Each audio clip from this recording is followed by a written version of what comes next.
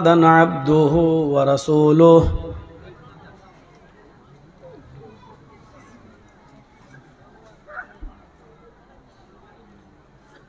अम्मा बाद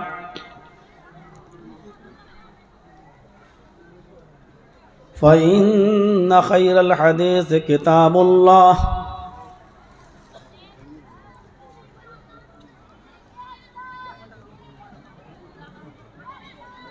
व खैरल हदी हदी मुहम्मदिन सल्लल्लाहु अलैहि वसल्लम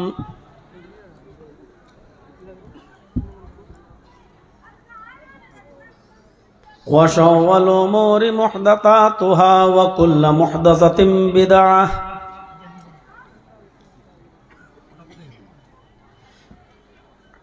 व कुल्लु बिदअतिन ज़लालह व कुल्लु ज़लालतिन फिन्नार।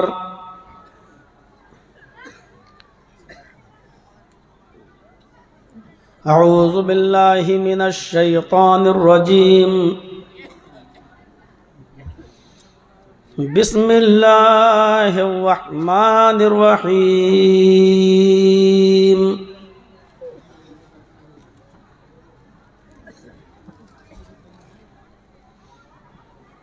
या अय्युहल्लज़ीना आमनु दुखुलू फिस्सिल्मि काफ़्फ़ह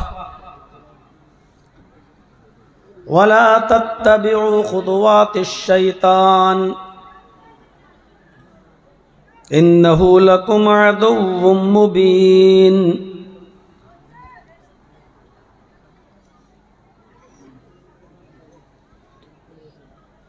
रब्बिश्रह ली सदरी व यस्सिर ली अमरी वहलुल उक़दतम मिन लिसानी यफ़क़हू क़ौली।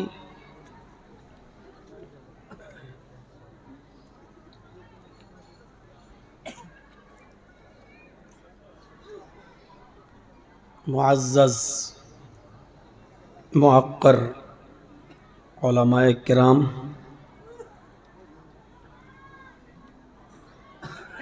इलाक़े के बावक़ार अहबाब, भाटोल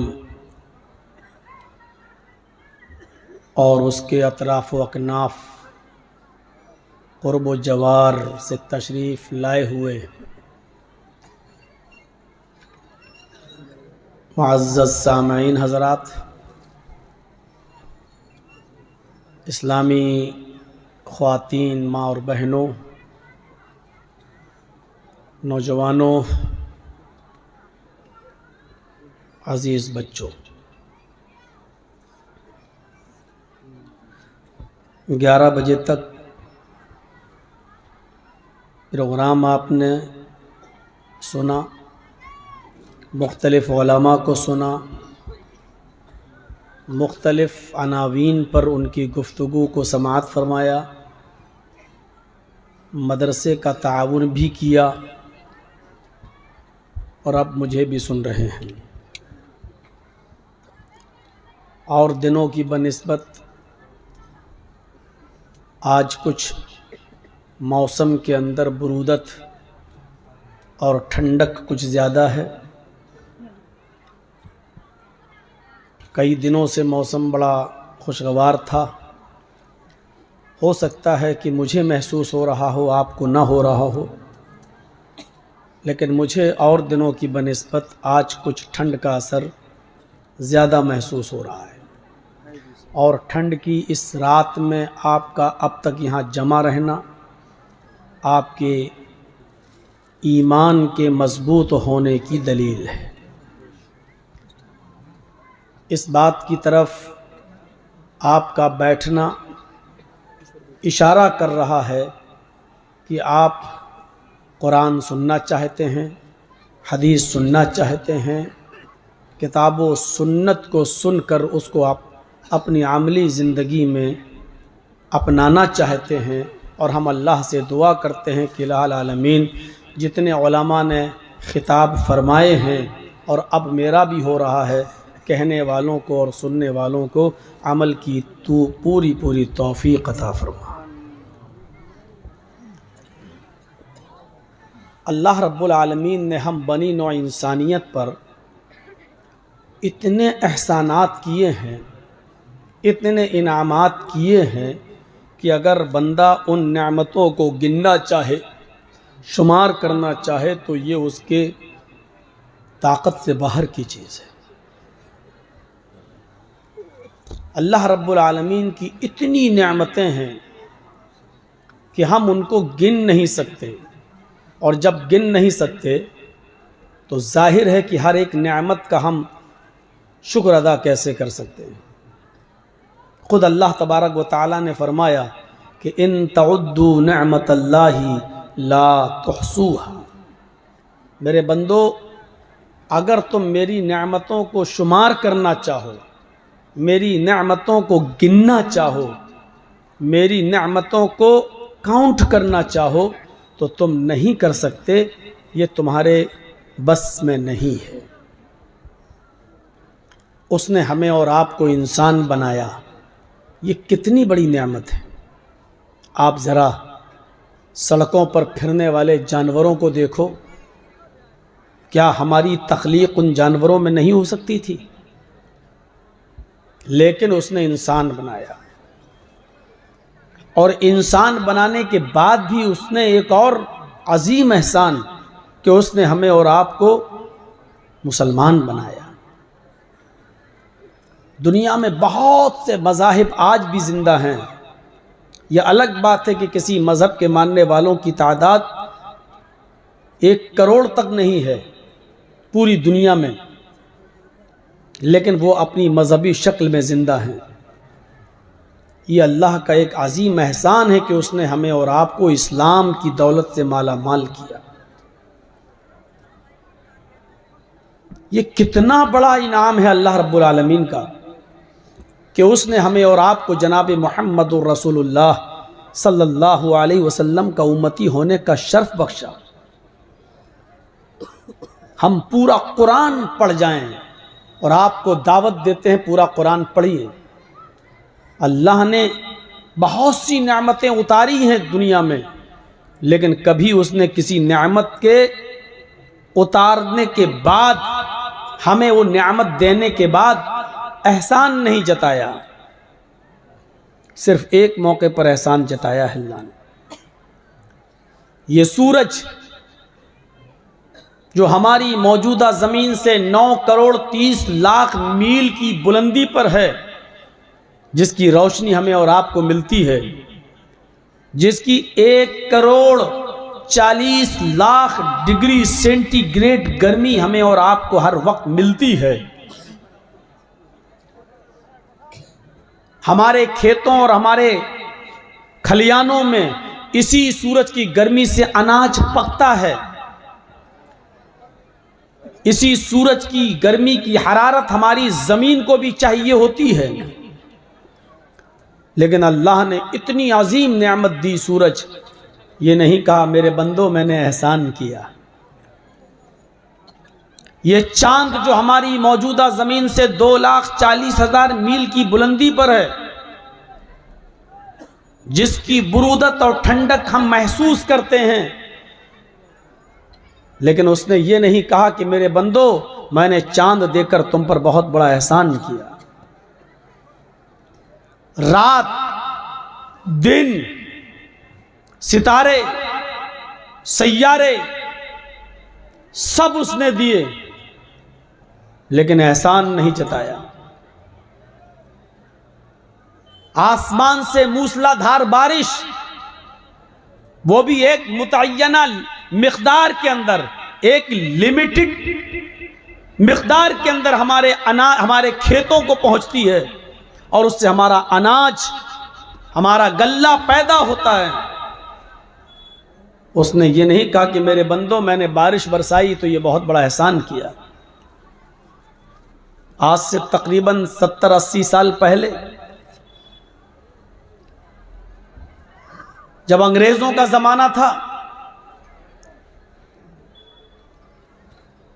और कहत पड़ गया था भारत के अंदर, तो साइंटिस्ट लोगों ने, उस जमाने के साइंटिस्ट लोगों ने समंदर के, बंबई में जो समंदर है, उस समंदर के पानी की भाप बनाकर मसनूई बदलियां बनाई थी। समंदर के पानी से जो भाप उड़ती है, उस भाप से मसनूई आर्टिफिशियल बदलियां बनाई थी और उन बदलियों से सिर्फ 15 मिनट के लिए बारिश की थी, वो भी सिर्फ बॉम्बे के अंदर। गौर से सुनिए, बंबई के समंदरों से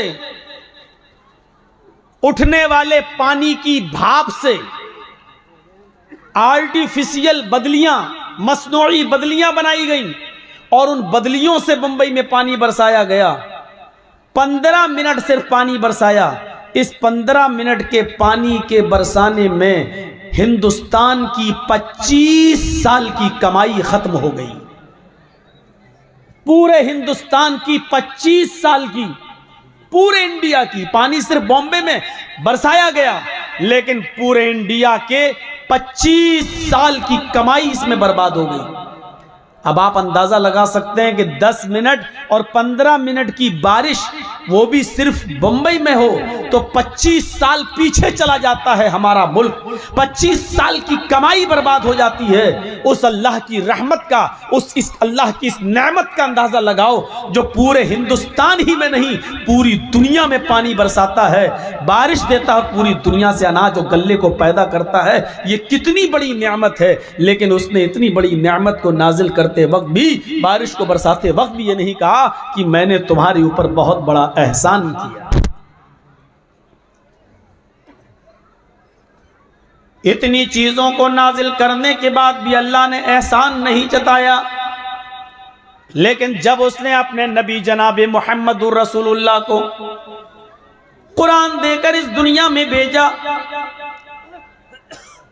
और आखिरी नबी बनाकर जब इस दुनिया में भेजा, तो उसने अपने बंदों पर एहसान जताते हुए कहा, लक़द मन्नल्लाहु अलल मुमिनीन इज़ बअस फ़ीहिम रसूला। मोमिनो, मुसलमानों, ये अल्लाह का तुम्हारे ऊपर बहुत बड़ा एहसान है कि उसने तुम्हें जनाब मुहम्मदुर रसूलुल्लाह जैसा नबी दिया। तुम्हारे बीच मुहम्मदुर रसूलुल्लाह को आखिरी पैगंबर बनाकर भेजा। गौर कीजिए, ये इतनी सी एक आयत काफी है समझने के लिए कि उसने आसमान बनाया तो एहसान नहीं जताया, उसने जमीन बनाई तो एहसान नहीं जताया, उसने सूरज और चांद बनाया तो एहसान नहीं जताया, उसने सितारे मुअल्लक किए तो एहसान नहीं जताया, उसने रात और दिन बनाया तो एहसान नहीं जताया, उसने आसमान से मूसलाधार बारिश बरसाई तो एहसान नहीं जताया। ये सारी नेमतें हैं लेकिन एहसान नहीं जताया। तो मुहम्मदुर रसूलुल्लाह की आमद कितनी बड़ी नेमत है कि उसने कहा कि ये हमारा एहसान है कि हमने तुम्हें मुहम्मदुर रसूलुल्लाह दिए, हमने रसूलुल्लाह को तुम्हें उम्मती बनाया, तुम्हारे बीच में, तुम्हारे दरमियान हमने मुहम्मदुर रसूलुल्लाह को भेजा। इस बाज़ फ़ीहिम रसूलन, हमने उनके दरमियान एक रसूल भेजा, यानी मुहम्मदुर रसूलुल्लाह सल्लल्लाहु अलैहि वसल्लम को जब भेजा तो एहसान जताया। अंदाज़ा लगा सकते हैं आप। दुनिया का कायदा है कि एहतियाज तरफैन से होता है। आपने ये माइक लगवाया, ये पिंडाल लगवाया, उसूल है, माइक वाले ने और पिंडाल वाले ने आपसे तय किया होगा कि हम इतना रुपया लेंगे। जाहिर है दुनिया का ये उसूल है कि एहतियाज तरफैन से होता है। हम माइक और पिंडाल के मोहताज हैं कि ये हमारे जलसे में माइक और पिंडाल लगाया जाए, तो माइक और पिंडाल वाला, ट्यूबलाइट वाले, जनरेटर वाले हमारे भी मोहताज हैं कि इसके बदले में हमसे रकम लें। हम इनके मोहताज हैं, ये हमारे मोहताज हैं। हम डॉक्टर के मोहताज हैं कि वो हमारा इलाज करे, तो डॉक्टर हमारा भी मोहताज है कि वो हमसे उसके बदले में उसकी कीमत ले। हम धोबी के मोहताज हैं कि वो हमारे कपड़े धुले, तो धोबी हमारा भी मोहताज है कि वो हमसे बदले में पैसे ले। इस जलसे में बाहर मेला लगा है, अशियाए खुर्दोनोश की चीजें बिक रही हैं, खाने पीने की चीजें अशियाए खुर्दोनोश बेची जा रही हैं। खाने पीने की चीजें बिक रही हैं, इन चीजों के बेचने वाले हमारे मोहताज हैं कि हमसे पैसे लें, और हम इनके मोहताज हैं कि ये पैसा लें और हमें ये खाने पीने की चीजें दें। ये दुनिया का उसूल है। लेकिन यहां आकर उसूल चेंज हो जाता है, यहां आकर उसूल बदल जाता है। हम सूरज के मोहताज हैं, लेकिन सूरज हमारा जर्रा बराबर मोहताज नजर नहीं आता। हम चांद के मोहताज हैं, लेकिन चांद हमारा मोहताज नजर नहीं आता। हम आसमान से मूसलाधार होने वाली बारिश के मोहताज हैं, लेकिन बारिश हमारी जर्रा बराबर मोहताज नहीं है। दुनिया का उसूल है, आपको कोई चीज दी जाती है तो उस पर टैक्स लिया जाता है। हमारे घरों में बिजली लगी है, अगर हम रोशनी जलाते हैं, बल्ब जलाते हैं, पंखा चलाते हैं, तो हमें उसका टैक्स रीडिंग की शक्ल में, बिजली की रीडिंग की शक्ल में देना पड़ता है। हम अगर हवा लेते हैं, एयर कंडीशन चलाते हैं, तो उसका टैक्स हमें बिजली के बिल को भरने की शक्ल में देना पड़ता है। हम यहाँ उसूल देके और ज़ाब्ते देके हम जो चीज भी वसूल कर रहे हैं उसका टैक्स देना पड़ रहा है। अगर हम गवर्नमेंट से अपने खेतों में पानी लेते हैं तो वो घंटे के हिसाब से उस पर हमसे टैक्स लेती है। लेकिन यहाँ उसूलों में चेंज नजर आता है। हम सूरज की रोशनी के मोहताज हैं, लेकिन अल्लाह रब्बुल आलमीन ने हमें आज तक बिल नहीं भेजा। अल्लाह रब्बुल आलमीन ने आज तक हमें बिल नहीं दिया कि तुमने सूरज की इतनी रोशनी से ये काम किया, दिन के उजाले में इतना काम किया, तुम हमें इतना इतना बिल दो, इतना इतना टैक्स दो। हम एयर कंडीशन की हवा लेते हैं तो टैक्स देते हैं, पंखे चलाते हैं तो टैक्स देते हैं, लेकिन अल्लाह ने जो हवा चलाई आज तक उसने हमसे टैक्स नहीं मांगा।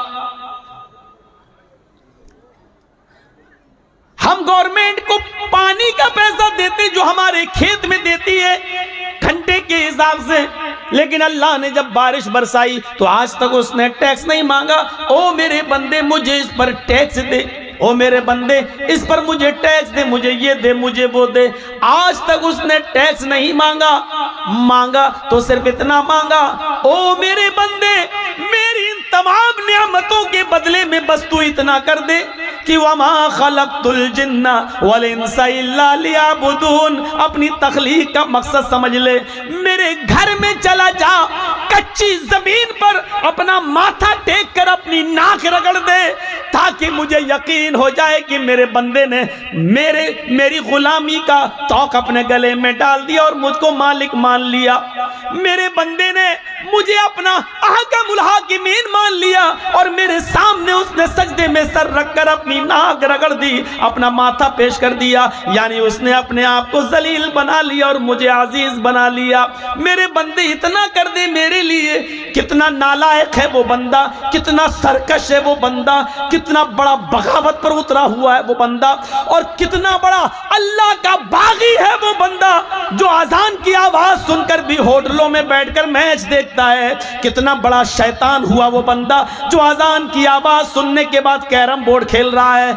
कितना बड़ा बागी और सरकश है वो बंदा जो हय्या अलस सलाह की आवाज सुनकर अल्लाह से जंग का ऐलान करता है और अपनी गुलामी और अपने मालिक को मालिक मानने के लिए तैयार नहीं है। मेरे प्यारे साथियों, इतनी बड़ी बगावत के बावजूद उसके सब्र का बांध टूटता नहीं है। वो हमारे ऊपर चाहे तो पत्थरों के अजाब से हमें हलाक करने पर कादिर है, वो आग की बारिश करने पर भी हम पर कादिर है, लेकिन इसके बावजूद भी वो सब्र का बांध नहीं टूटता और हमारा ख्याल रखे हुए हैं।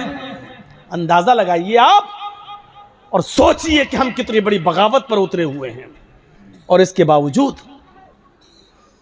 70 साल के एक मरीज को हार्ट की बीमारी होती है, डॉक्टर ने ईको करवाया, हार्ट की जांच करवाई और करवाने के बाद उसने कह दिया कि तुम्हारे हार्ट का ऑपरेशन होगा। उसने ऑपरेशन कर दिया, ऑपरेशन कामयाब हो गया।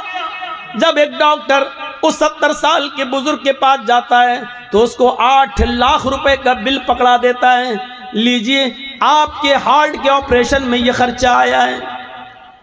इस 70 साल के बुजुर्ग ने जब अपना बिल देखा तो उसकी आंखों में आंसू आ गए। डॉक्टर ने कहा भाई क्यों रो रहे हो, परेशान क्यों होते हो? अगर इस बिल में ज्यादती है और तुम इतना नहीं दे पाते हो तो 1, 2, 3 लाख रुपए हम कम कर देते हैं। चलो ऐसा करो कि हम 2 लाख डिस्काउंट कर देते हैं, तुम 6 लाख दो। इस 70 साल के बुजुर्ग ने जवाब दिया, नहीं नहीं डॉक्टर साहब, बिल 8 लाख का है इसलिए मैं नहीं रो रहा हूं। हम तो 10 लाख का बिल भी अदा कर सकते थे, लेकिन रोना मुझे सिर्फ इस बात पे आ रहा है कि आपने आज थोड़ी देर के लिए मेरे दिल को संभाला तो उसका बिल 8 लाख की शक्ल में मुझे दे दिया। मेरे रब ने 70 साल तक वो मेरे दिल को कंट्रोल किया रहा, मेरे दिल को संभाले रहा, वो मेरे दिल की हरकत को बरकरार रखे रहा, न ज्यादा होने दिया न कम होने दिया। लेकिन मेरे रब ने 70 साल तक मेरे दिल की हिफाजत की, लेकिन आज तक उसने मुझे कोई बिल नहीं दिया। आज तक उस परवरदिगार ने मुझे कोई टैक्स के लिए पे अदा करने के लिए कुछ नहीं दिया। मेरे भाइयों, इस मकाम पर लाकर अपने आप को सोचिए कि दिल संभालने वाला वो है, बॉडी संभालने वाला वो है, जिस्म के दरमियान तवाजुन रखने वाला वो है। आज तक वो तुम्हें टैक्स नहीं देता। हम इसके बदले में इतना भी नहीं कर सकते कि अपना सर जमीन पर रखकर, अपनी नाक जमीन पर रखकर इस बात का इकरार कर ले, अल्लाह मैं तेरे सामने अपनी नाक रगड़ रहा हूं क्योंकि अजीज तू है, हम जलील हैं। अल्लाह हमने जमीन पर अपना सर रख दिया, हम तेरे गुलाम है और तू मेरा मालिक है। क्या हम इस बात का भी इकरार नहीं कर सकते अपने रब के सामने? ये हमें और आपको सोचना पड़ेगा, हमें और आपको इस चीज की तरफ गौर करना पड़ेगा कि हम अल्लाह की कितनी बड़ी नेमतों के पाने के बावजूद हम उसका हक अदा नहीं कर पा रहे हैं। हमारी और आपकी हालत क्या है? जर्जीत साहब से किसी की लड़ाई हो गई, आज जर्जीत साहब के बेटे की शादी है, वो मेरा दुश्मन है, हम उसको नहीं बुलाएंगे। हट चल, शादी हो गई, पड़ोसी को पूछा तक नहीं। हमारे बेटे की शादी में वही आएगा जो मेरा मुरीद होगा, मेरा दोस्त होगा। जर्जीत साहब ने अपने दोस्तों की लिस्ट बनाई और शादी अपने बेटे की सारे दोस्तों को बुलाया, लेकिन एक भी दुश्मन नहीं आया। बुलाया ही नहीं तो आएगा क्यों? ये छोटा बड़ा हम सोच सकते हैं, ये दुश्मनी हमारी हो सकती है। हम अपने दुश्मन को देखना गवारा नहीं करते, हम अपने दुश्मन को अपने दस्तरखान पर बिठाना गवारा नहीं करते। लेकिन जरा रब की रहमत पर नजर डाल के देखो, वो कहता है अल्हम्दुलिल्लाहि रब्बिल आलमीन। और दुनिया वालों, मैं सिर्फ मुसलमानों का रब नहीं हूँ, मैं हिंदुओं का भी रब हूँ, मैं ईसाइयों का भी रब हूँ, मैं क्रिश्चियन का, मैं जैनियों का और मैं सिखों का भी रब हूँ। अगर एक मुसलमान को मैं खिलाता हूँ तो एक हिंदू को भी मैं खिलाता हूँ, एक ईसाई को भी मैं खाने को देता हूँ। अगर मैं हवा चलाता हूं तो इससे एक मुसलमान को अगर फायदा होता है तो हिंदू के घर तक भी जाती है। अगर इस बारिश से हम गल्ला उगाते हैं तो मुसलमानों का उगाते हैं, तो गैर मुस्लिमों का भी उगाते हैं। ओ लोगों, हमसे सीखो, हमारे दरमियान कोई दुश्मनी नहीं है। हमने अगर इस दुनिया में किसी से दुश्मनी की होती तो दुनिया में वो आदमी जीता ही कहाँ है। लेकिन हमारी नजर में दुनिया की हैसियत कुछ है ही नहीं है। लौकानत दुनिया तादिलु इंदल्लाहि जनाह बऊज़तिन मा सका काफिरम मिनु शुरबत माइन। ओ दुनिया वालों, अगर अल्लाह की नजर में मक्खी के एक पर के बराबर, मच्छर के एक पर के बराबर भी इस दुनिया की इज्जत होती, अल्लाह इस दुनिया को मच्छर के पर के बराबर भी अगर इज्जत देता, अगर मच्छर के पर के बराबर भी इस दुनिया की शान और शौकत अल्लाह की नजर में होती तो मा सका काफिरम मिनु शुरबत माइन, तो अल्लाह इस दुनिया से किसी काफिर को एक घूंट पानी भी नहीं पिलाता। लेकिन दुनिया की कोई हैसियत अल्लाह की नजर में है ही नहीं, मच्छर के पर के बराबर भी दुनिया की हैसियत नहीं। इसलिए पियो, खाओ, दौड़ो, बदमाशियां करो, जो करना हो करो, आखिर मर कर जाओगे कहां? आना तो मेरे ही पास है, तुम्हारा रिमोट कंट्रोल तो मेरे ही पास है। टीवी पर हमारी बीवियां कुछ भी देख रही हो, सीरियल, अब वो नाच रही है, नाचे, जब चाहे तब हटा दे। रिमोट कंट्रोल तो आपकी बीवी के हाथ में है। जब चाहे दबा दे और वो स्क्रीन बदल जाएगी, वो पर्दा बदल जाएगा, दूसरा चैनल लग जाएगा। मेरे भाइयों, भागो कितना भाग सकते हो, पियो शराब कितनी पी सकते हो, खेलो जुआ कितना खेल सकते हो, नमाजों से बगावत करो कितना कर सकते हो, जो चाहो करो, लेकिन जाओगे कहाँ? आओगे तो मेरे ही पास, तुम्हारा कोई वजूद नहीं है, जाओगे कहाँ? मौलवी जर्जीस ने देखा इंदिरा गांधी को 16 गोलियां उसके बॉडीगार्ड ने मार दी। अल्लाह, इस देश के तो प्रधानमंत्री भी अपनी जान नहीं बचा पा रहे हैं, तो मेरी जान क्या बचाएंगे?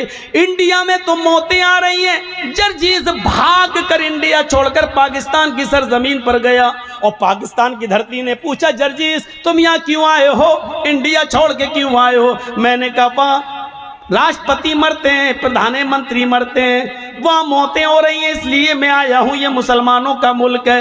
पाकिस्तान की सरजमीन जवाब देती है, तूने बेनजीर भुट्टो की दास्तान नहीं सुनी है, जनरल ज़ियाउल हक की दास्तान तूने नहीं सुनी है। उसको उसके दांतों से पहचाना गया, जब मरा तो उसकी शक्ल तक नहीं पहचानी जा रही थी। तूने जुल्फ़िकार अली भुट्टो को तख्तेदार पे लटकता हुआ नहीं सुना। अरे उधर तो कम मरे इंडिया में, पाकिस्तान में तो भरोसा ही नहीं है, यहाँ कब कौन किसकी गोली से मार दिया जाए। पाकिस्तान में भी तुम महफूज नहीं हो।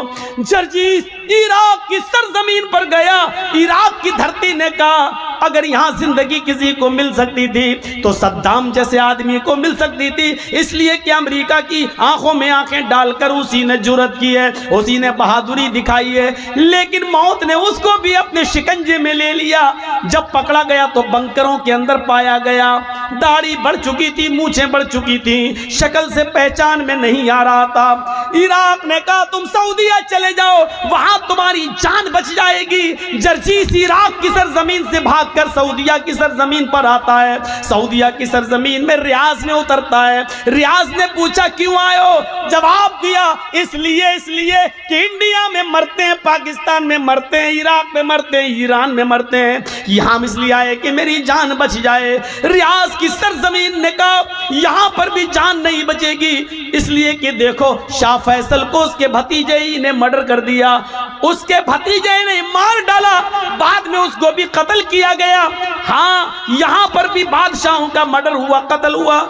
अगर तुम्हें अपनी जान बचाना है तो मक्के में चले जाओ, वहां जनाब मोहम्मद रसूलुल्लाह पैदा हुए थे, शायद वहां जान बच जाए। जर्जीस मक्के में जाता है, मक्के का नजारा देखकर खुश हो जाता है। जैसे अंदर घुसता है उसको तवाफ करने का मौका मिलता है। अभी उसने खाने काबा के साथ चक्कर लगाए थे, अभी मकाम इब्राहिम पर 2 रकात नफिल नमाज पढ़ी थी, अभी दुआ मांगी रहा था, अभी सफा और मरवा के चक्कर लगा ही रहा था। इतने में अजान की आवाज आती है, अजान के लिए नमाज पढ़ी जाती है। जर्जीस नमाज पढ़ने लगा, खुश है, आज ऐसी बस्ती में आया हूं जहां मोहम्मद रसूलुल्लाह पैदा हुए, यहां मेरी जान बचेगी, यहां कभी मौत नहीं आएगी। जर्जीस ने जब जोहर की नमाज पढ़ के सलाम फेरा, इमाम हरम ने नमाज पढ़ाकर सलाम फेरा, अस्सलामु अलैकुम व रहमतुल्लाह। मुअज्जिन खड़ा होता है, कहता सलातु अलल अमवात, कुछ जनाजे आए हुए हैं, आप रुकिए, उन जनाजों की नमाज जनाजा पढ़ी जाएगी। मेरे भाइयों, जर्जीस ने सबसे ज्यादा जनाजे मक्के ही में देखे हैं। जुहर में जनाजे की आवाज, असर में जनाजा पढ़ा जा रहा है, मगरिब में जनाजे पढ़े जा रहे हैं, इशा में जनाजे की नमाज जनाजा हो रही है, मगरिब में नमाज जनाजा पढ़ा जा रहा।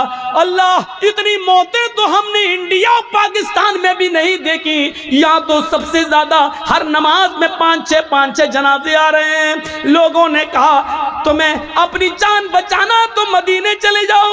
मदीने जाता हूँ, मदीने की सरजमीन पर अभी असर या मगरिब की नमाज पढ़ने का मौका मिलता है, आवाज आती है क्यों आए हो? जान बचाने के लिए। अगर इस हस्ती दुनिया में किसी की जान अगर बची होती तो आज ये साहिब कब्र मौजूद ना होता, आज इस रोज़े अक़दस के अंदर मोहम्मद रसूलुल्लाह की कब्र ना होती। इस कब्र के अंदर अल्लाह का सबसे ज्यादा लाडला, अल्लाह का सबसे ज्यादा प्यारा, अल्लाह का सबसे ज्यादा महबूब बंदा इस कब्र में मौजूद है। जर्जीस, मौत ने उसको भी अपने शिकंजे में ले ले लिया है, फिर तुम कैसे बच सकते हो? हाशा कल्ला, नहीं नहीं।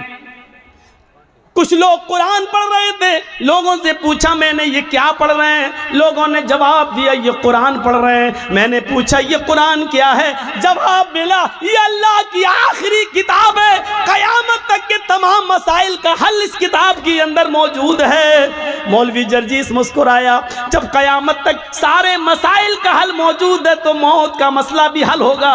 ये किताब हमें हमेशा जिंदा रहने का भी तरीका बताएगी। जर्जीस ने भी वुजू बनाया और कुरान लेकर बैठ गया।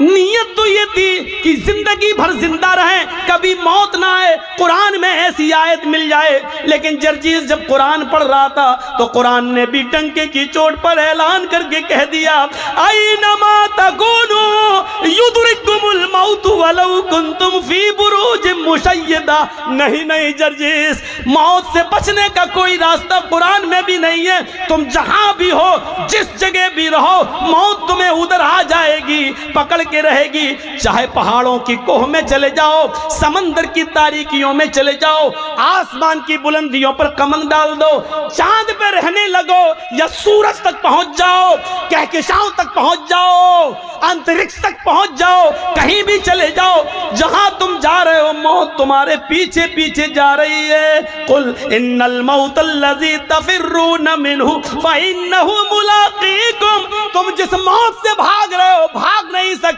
तुम जहां खड़े हो वहीं मौत तुमसे मुलाकात करने के लिए, वो तुमसे ज्यादा तेज स्पीड में दौड़ रही है, वो तुमसे ज्यादा तेज स्पीड में आ रही है, वो तुमसे ज्यादा तेज स्पीड में तुम्हारा सफर कर रही है, तुम्हारे पास आकर रहेगी, तुम्हें अपने शिकंजे में लेकर रहेगी, तुमसे मिलकर रहेगी। फइन्नहु मुलाक़ीकुम, वो तुमसे मुलाकात करके रहेगी। मुलाकात किसको कहते हैं? सलाम अलैकुम। वालेकुम सलाम। आपने हमसे हाथ मिलाया, हमने आपसे हाथ मिलाया, आपने हमको देखा, हमने आपको देखा, ये है मुलाकात। आपने मेरी आंखों में आंखें डाली, हमने आपकी आंखों में आंखें डाली, ये है मुलाकात। फइन्नहु मुलाक़ीकुम, मौत तुमसे मुलाकात करेगी। इसका तर्जमा मैं यूँ भी कर सकता हूँ कि मौत तुम्हारी आंखों में आंखें डाल कर रहेगी, यानी मौत तुम्हें अपनी नज़रों से तुम्हारी आंखों में आंखें डालेगी और तुम्हारी रूह उस वक्त निकलेगी। वअंतुम हीनइज़िन तंज़ुरून, अपनी आंखों से देखोगे रूह निकालने वाले फरिश्ते को। जब रूह निकाल रहा होगा वो निकाल के ले जा रहा होगा। मेरे भाइयों, जब तुम्हारी रूह निकलेगी, हमारी रूह निकलेगी, वअंतुम हीनइज़िन तंज़ुरून, उस वक्त मरने वाला अपनी आंखों से देख रहा होगा।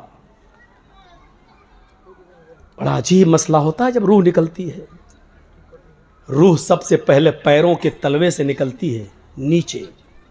आप किसी मरने वाले के करीब बैठिए और देखिए, सबसे पहले उसका पैर काम करना बंद करता है। रूह यहाँ से खींचता है मलकुल मौत, यहाँ से खींचकर टखने तक आती है, फिर यहाँ से खींचता है तो पिंडली तक आती है। वस्साक़ बिस्साक़, पिंडलियों से पिंडलियाँ टकरा जाती हैं और नीचे का धड़ काम करना बंद कर देता है। फिर ये रूह खींचता है तो घुटने तक आ जाती है, घुटने के नीचे का हिस्सा बेकार हो जाता है। फिर रूह खींचता है तो रान तक आ जाती है, रान से नीचे का हिस्सा बेजान हो जाता है। फिर रूह खींचता है तो सीने तक आ जाती है और सीने से नीचे का हिस्सा बेकार हो जाता है। फिर रूह हलक तक आ जाती है, हलक तक आ जाती है और हलक से नीचे का हिस्सा बेकार हो जाता है। और फिर हलक के पास आकर जब रूह को खींचता है, रूह निकालता है, तो ये रूह आँख, नाक और कान, इन तीनों रास्ते से बाहर निकलती है। और जब नाक और कान के रास्ते से निकलते हुए आंखों तक पहुंचती है तो आंखें फट जाती हैं। और आप देखिएगा, मरने वाला जब मर रहा होगा तो उसकी आंखें खुली रह जाती हैं। क्यों?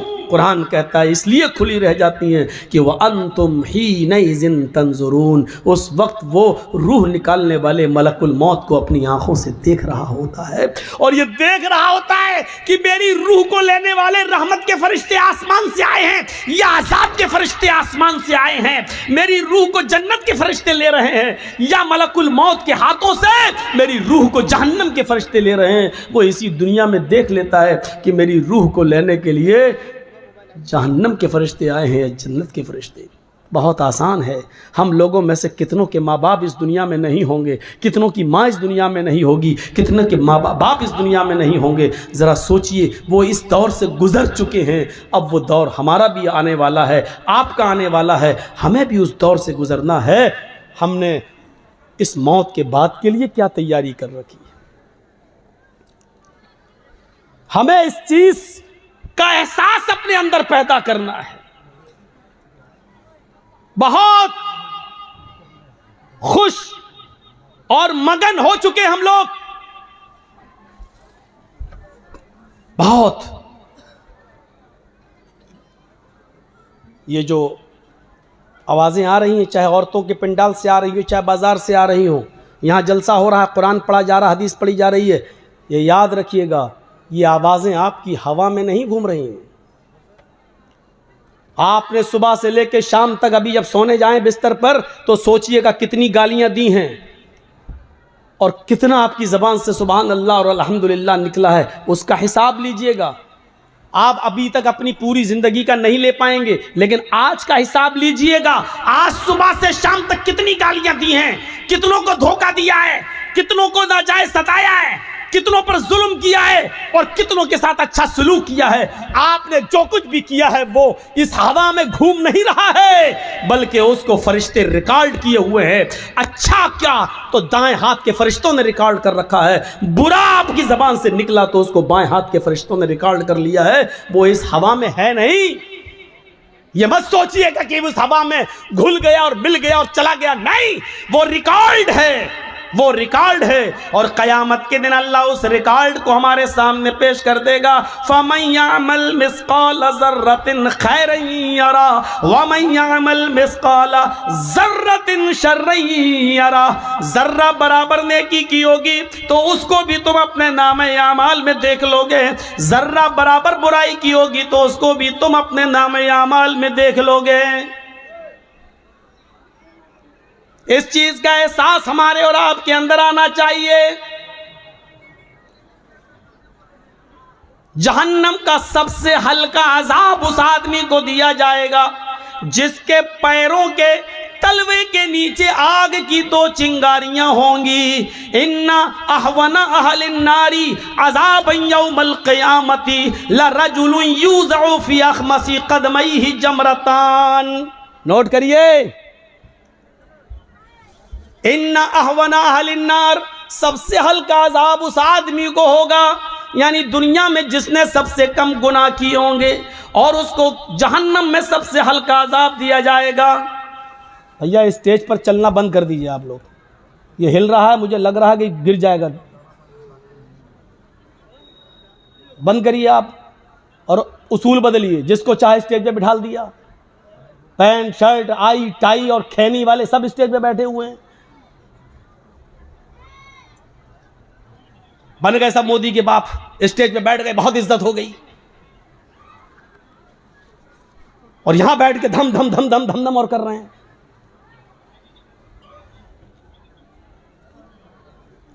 इन्ना अहवना अहलिन नारी अज़ाबन यौमल क़ियामती, सबसे हल्का अजाब उस आदमी को दिया जाएगा क़यामत के दिन। लरजुलुन युज़अु फ़ी अख़मसी क़दमैहि जमरतान, जिसके पैरों के तलवों के नीचे आग की दो चिंगारियां रख दी जाएंगी। चिंगारी, कभी बीड़ी पिए हो? हाँ, वो तो बहुत लोग होंगे ऐसे। मौलाना साहब किसी को खड़ा करके पूछो, कहेगा हाँ हाँ हाँ, मौलाना साहब गलती हो गई, आइंदा नहीं पिएंगे, लेकिन अभी तो कहेगा हाँ पीते हैं। चिंगारी देखी आपने? एक आध चिंगारी उठती है। अंगारे की बात नहीं कर रहा हूं मैं, अंगारा तो इतना बड़ा होता है, कोयला आपने जलाया वो अंगारा है, वो तो बहुत बड़ा हो गया। आग की दो चिंगारी दो पैरों के नीचे, इन तलवों के नीचे रख दी जाएगी। ये कौन आदमी होगा मालूम है? जिसने सबसे कम गुनाह किए होंगे और दुनिया जहन्नम में जिसको सबसे हल्का अजाब हो रहा होगा। हम लोगों ने सबसे कम गुनाह किए हैं, ये तो बाद ही में पता चलेगा कम किए कि ज़्यादा किए। दो चिंगारियां रखी जाएंगी और इन दोनों चिंगारियों का हाल क्या होगा? यगली मिनहुमा दिमागुहु, इन दोनों चिंगारियों से उसका दिमाग खोल रहा होगा हांडी की तरह। जैसे गोश्त उबलता है ना, हांडी में आप गोश्त रख दीजिए और थोड़ी देर के लिए आग पर रख दीजिए, उसके बाद देखिए हो आवाज़ आती है ना, चूल्हे पर आवाज, यगली मिनहुमा दिमागुहु, इन दोनों चिंगारियों से उसका दिमाग खोल रहा होगा। यारा अन्नहु अशद्दु अज़ाबन, वो समझ रहा होगा पूरी जहन्नम में सबसे ज्यादा सख्त अजाब मुझी को दिया जा रहा।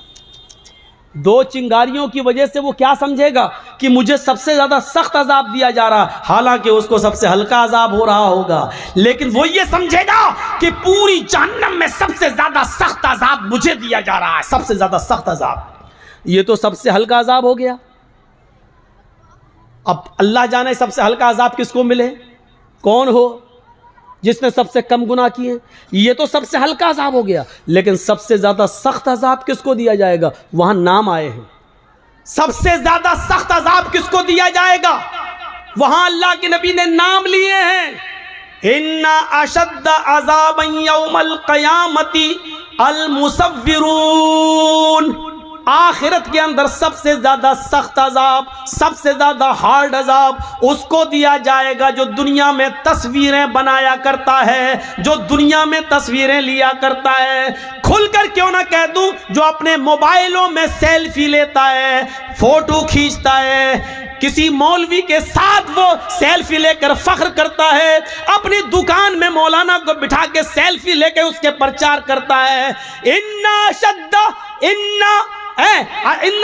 अज़ाबन यौमल क़यामती, इन्ना अशद्द अन्नास, सख्त अज़ाब लोगों में सबसे ज्यादा क़यामत के दिन उसको दिया जाएगा। अल मुसव्विरून, जो दुनिया में तस्वीरें बनाया करते हैं, जो दुनिया में तस्वीरें लेते हैं। लो बेटा लो, खींचो। क्या हो गया, वीडियो कर रहे हो, ये नहीं बन रही वीडियो। आइए अभी जर्जी साहब तकरीर खत्म करेंगे। मौलाना साहब हो गए जन्नतुल फिरदौस के मालिक, बहुत अच्छा, अपने दोस्तों में शेयर करेंगे। देखिए जर्जी साहब से मुलाकात करके आए हैं, मिल के आए हैं। ये छोड़िए, अपनी आखिरत को बर्बाद मत कीजिए। जलसे क्यों करवाते हो? अगर ये सख्त बात सुनने के हक में नहीं सुनने की ताकत नहीं है तो जलसे कराना छोड़ दो, छोड़ दो। 4.5 लाख मदरसे पूरे हिंदुस्तान के अंदर, 4.5 लाख मदरसे, 50 लाख से ज्यादा उलमा,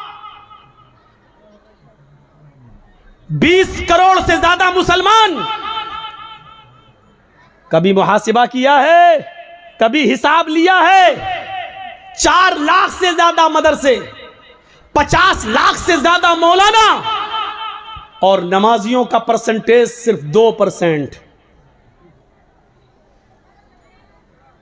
इन 20 करोड़ मुसलमानों में मस्जिदों में नमाज का परसेंट अगर जोड़ो तो सिर्फ 2%, जुमे में 5% हो जाता है, रमजान में थोड़ा सा और बढ़ जाता है, क्योंकि मौसम आता है।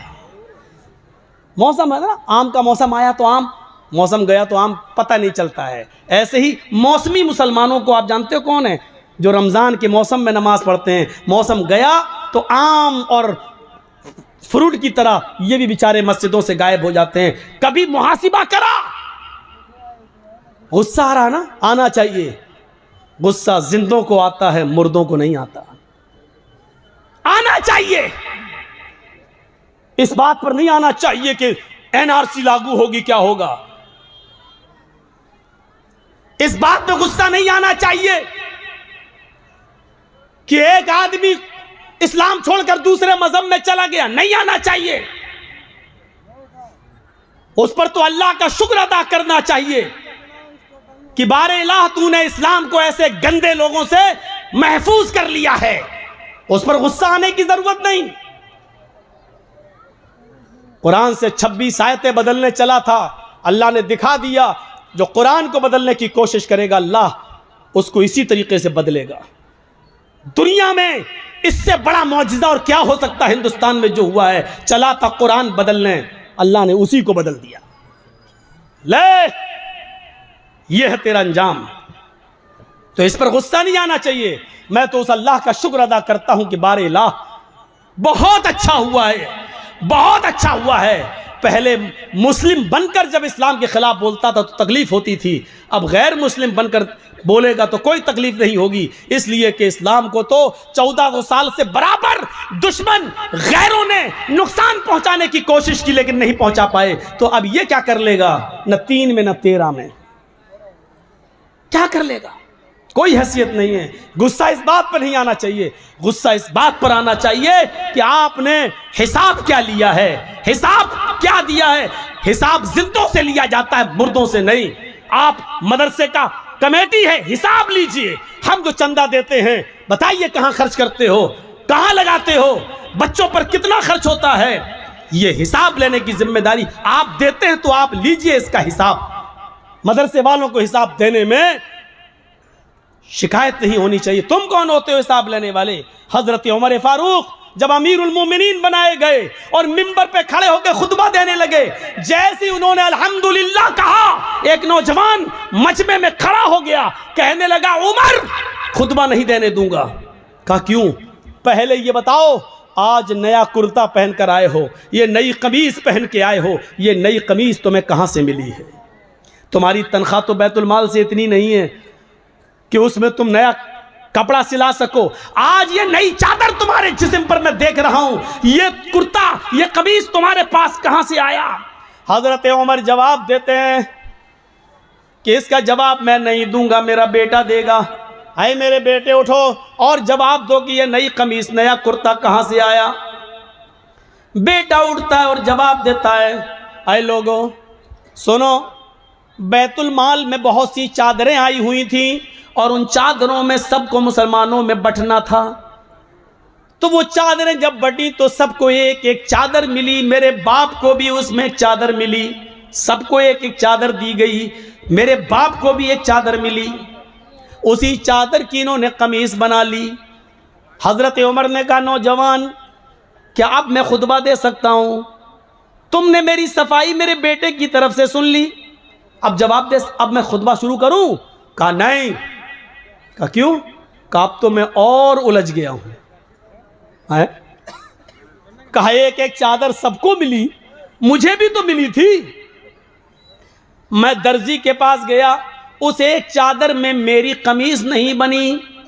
तुम तो हमसे डबल हो, तुम तो मोटे ताजे हो, तंदुरुस्त हो, हट्टे खट्टे हो, हम तो 5 फीट के हैं, तुम 6 फीट से भी ऊंचे हो, फिर तुम्हारी कमीज कैसे बन गई? हजरत उमर ने कहा, बेटे इसका भी जवाब दो।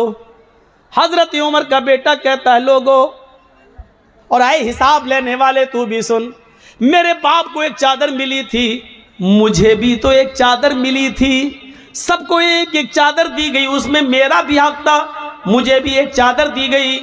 मैंने अपने बाप की कमीज में कई जोड़ लगे हुए देखे, पैबंद लगे हुए देखे, तो मुझे अपने बाप की कमीज पर बड़ा अफसोस होता था कि मेरे बाप के पास कोई कपड़ा नहीं है। तो मेरे बाप ने, मैंने अपने बाप को अपनी भी चादर दे दी, अपनी चादर और मेरी चादर, दोनों चादरें मिलाकर मेरे बाप ने कमीज बना ली। हजरत उमर ने कहा, नौजवान अब क्या कहते हो, अब मैं खुतबा दूं?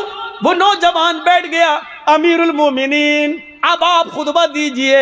अल्लाह की कसम मुझे फ़ख्र है कि मेरा अमीर ऐसा है कि जिसने अमानत में ख़यानत नहीं की है, जिसने एक पैसे की भी अमानत में ख़यानत नहीं की है, कपड़े के एक तार की भी अमानत में ख़यानत नहीं की है। अब आप खुतबा दीजिए। मैंने ये सबके सामने इसलिए पूछा ताकि आपकी सफाई सबके सामने आ जाए। मेरे भाइयों, सबके सामने उस आदमी ने पूछा, हिसाब लिया और उमर फारूक ने सबके सामने हिसाब दिया। हिसाब जिंदों से लिया जाता है, मुर्दों से नहीं। मुर्दे तो मर गए, वो अपने कर्म जो किया है उसके हक वो भुगते। अच्छा किया तो अच्छा, बुरा किया तो बुरा, लेकिन जिंदों से हिसाब लिया जाता है। आप जिंदा कौम है, मुहासिबा करिए, मुहासिबा। 20 करोड़ मैंने कम बताए, इस भारत में मुसलमान है 30 करोड़ से ज्यादा, मदरसे हैं 4 लाख से ज्यादा, उलमा है 50 लाख से ज्यादा।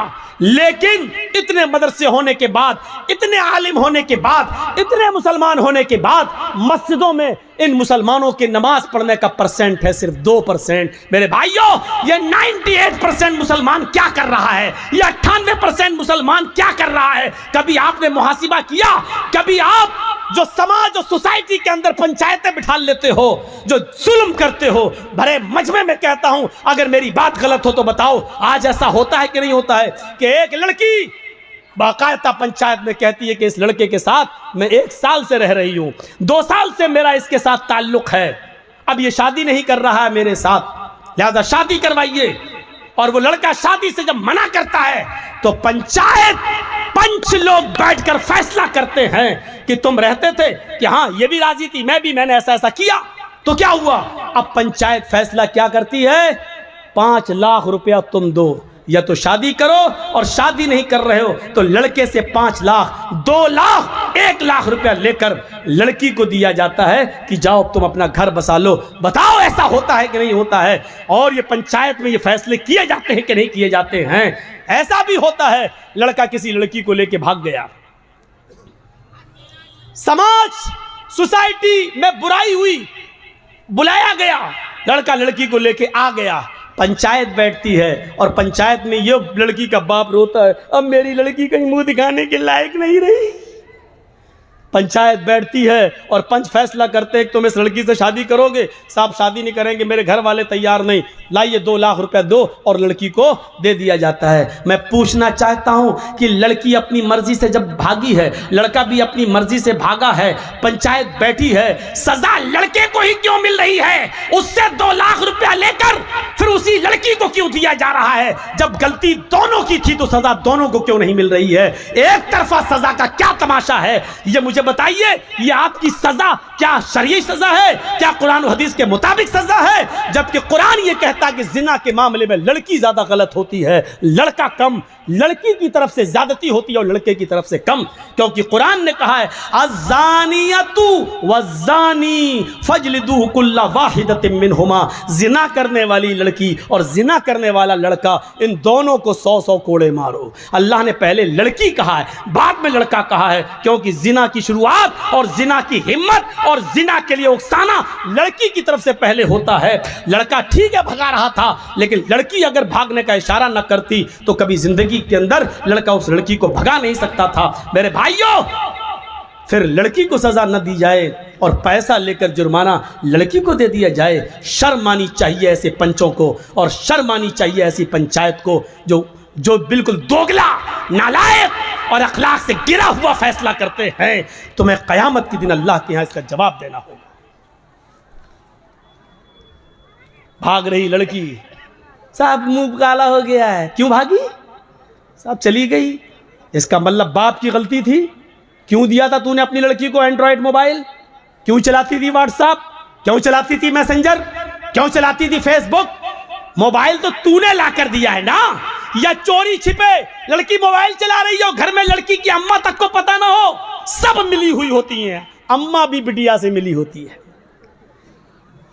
इस मौके पर वो सीरियल याद आता है, बेटी भी कभी, माँ भी कभी बेटी थी। हम सास भी कभी बहू नहीं कहेंगे।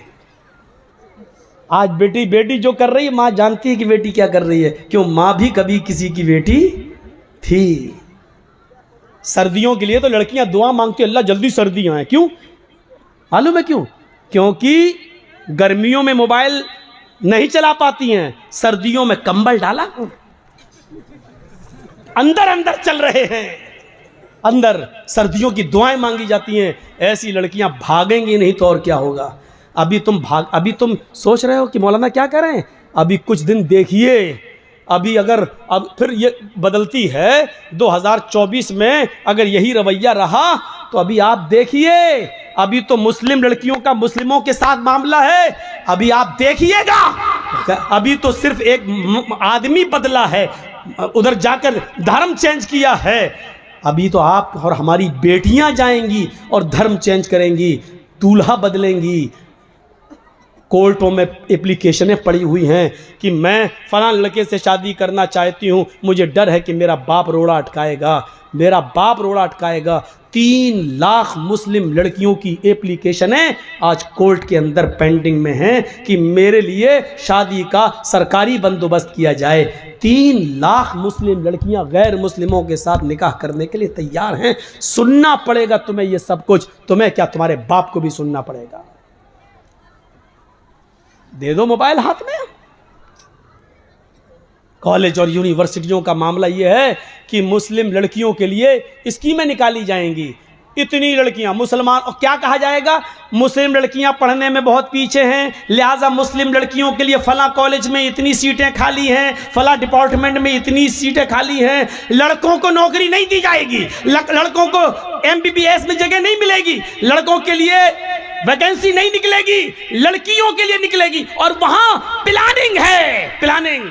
और प्लानिंग कहां से हो रही है मैं नाम नहीं लूंगा, क्योंकि इन यूट्यूबर वालों ने हमें नाम लेने के लायक नहीं छोड़ा है, नहीं छोड़ा है।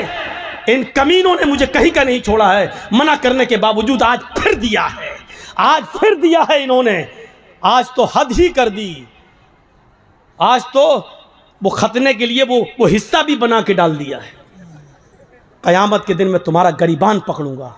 अल्लाह की कसम, मैं इस स्टेज से कह रहा हूं कि मैं तुम्हें माफ़ नहीं करूंगा। जिसने भी ये हरकत की है मैं माफ़ नहीं करूंगा तुम्हें, क्योंकि मेरे मना करने के बावजूद भी तुमने ये हरकत की है। मैं माफ़ नहीं करूंगा। और कर लो 15 दिन और 20 दिन, उसके बाद तुम्हारा पत्ता बिल्कुल साफ। क्योंकि हमने अब शर्त लगाना शुरू कर दी कि जहाँ चैनल वाले आएंगे वहाँ मैं नहीं आऊँगा। साफ तौर पर शर्त लगा दी। और 13 फरवरी को प्रोग्राम है मेरा, इसी जगह है ना, भाटोल में।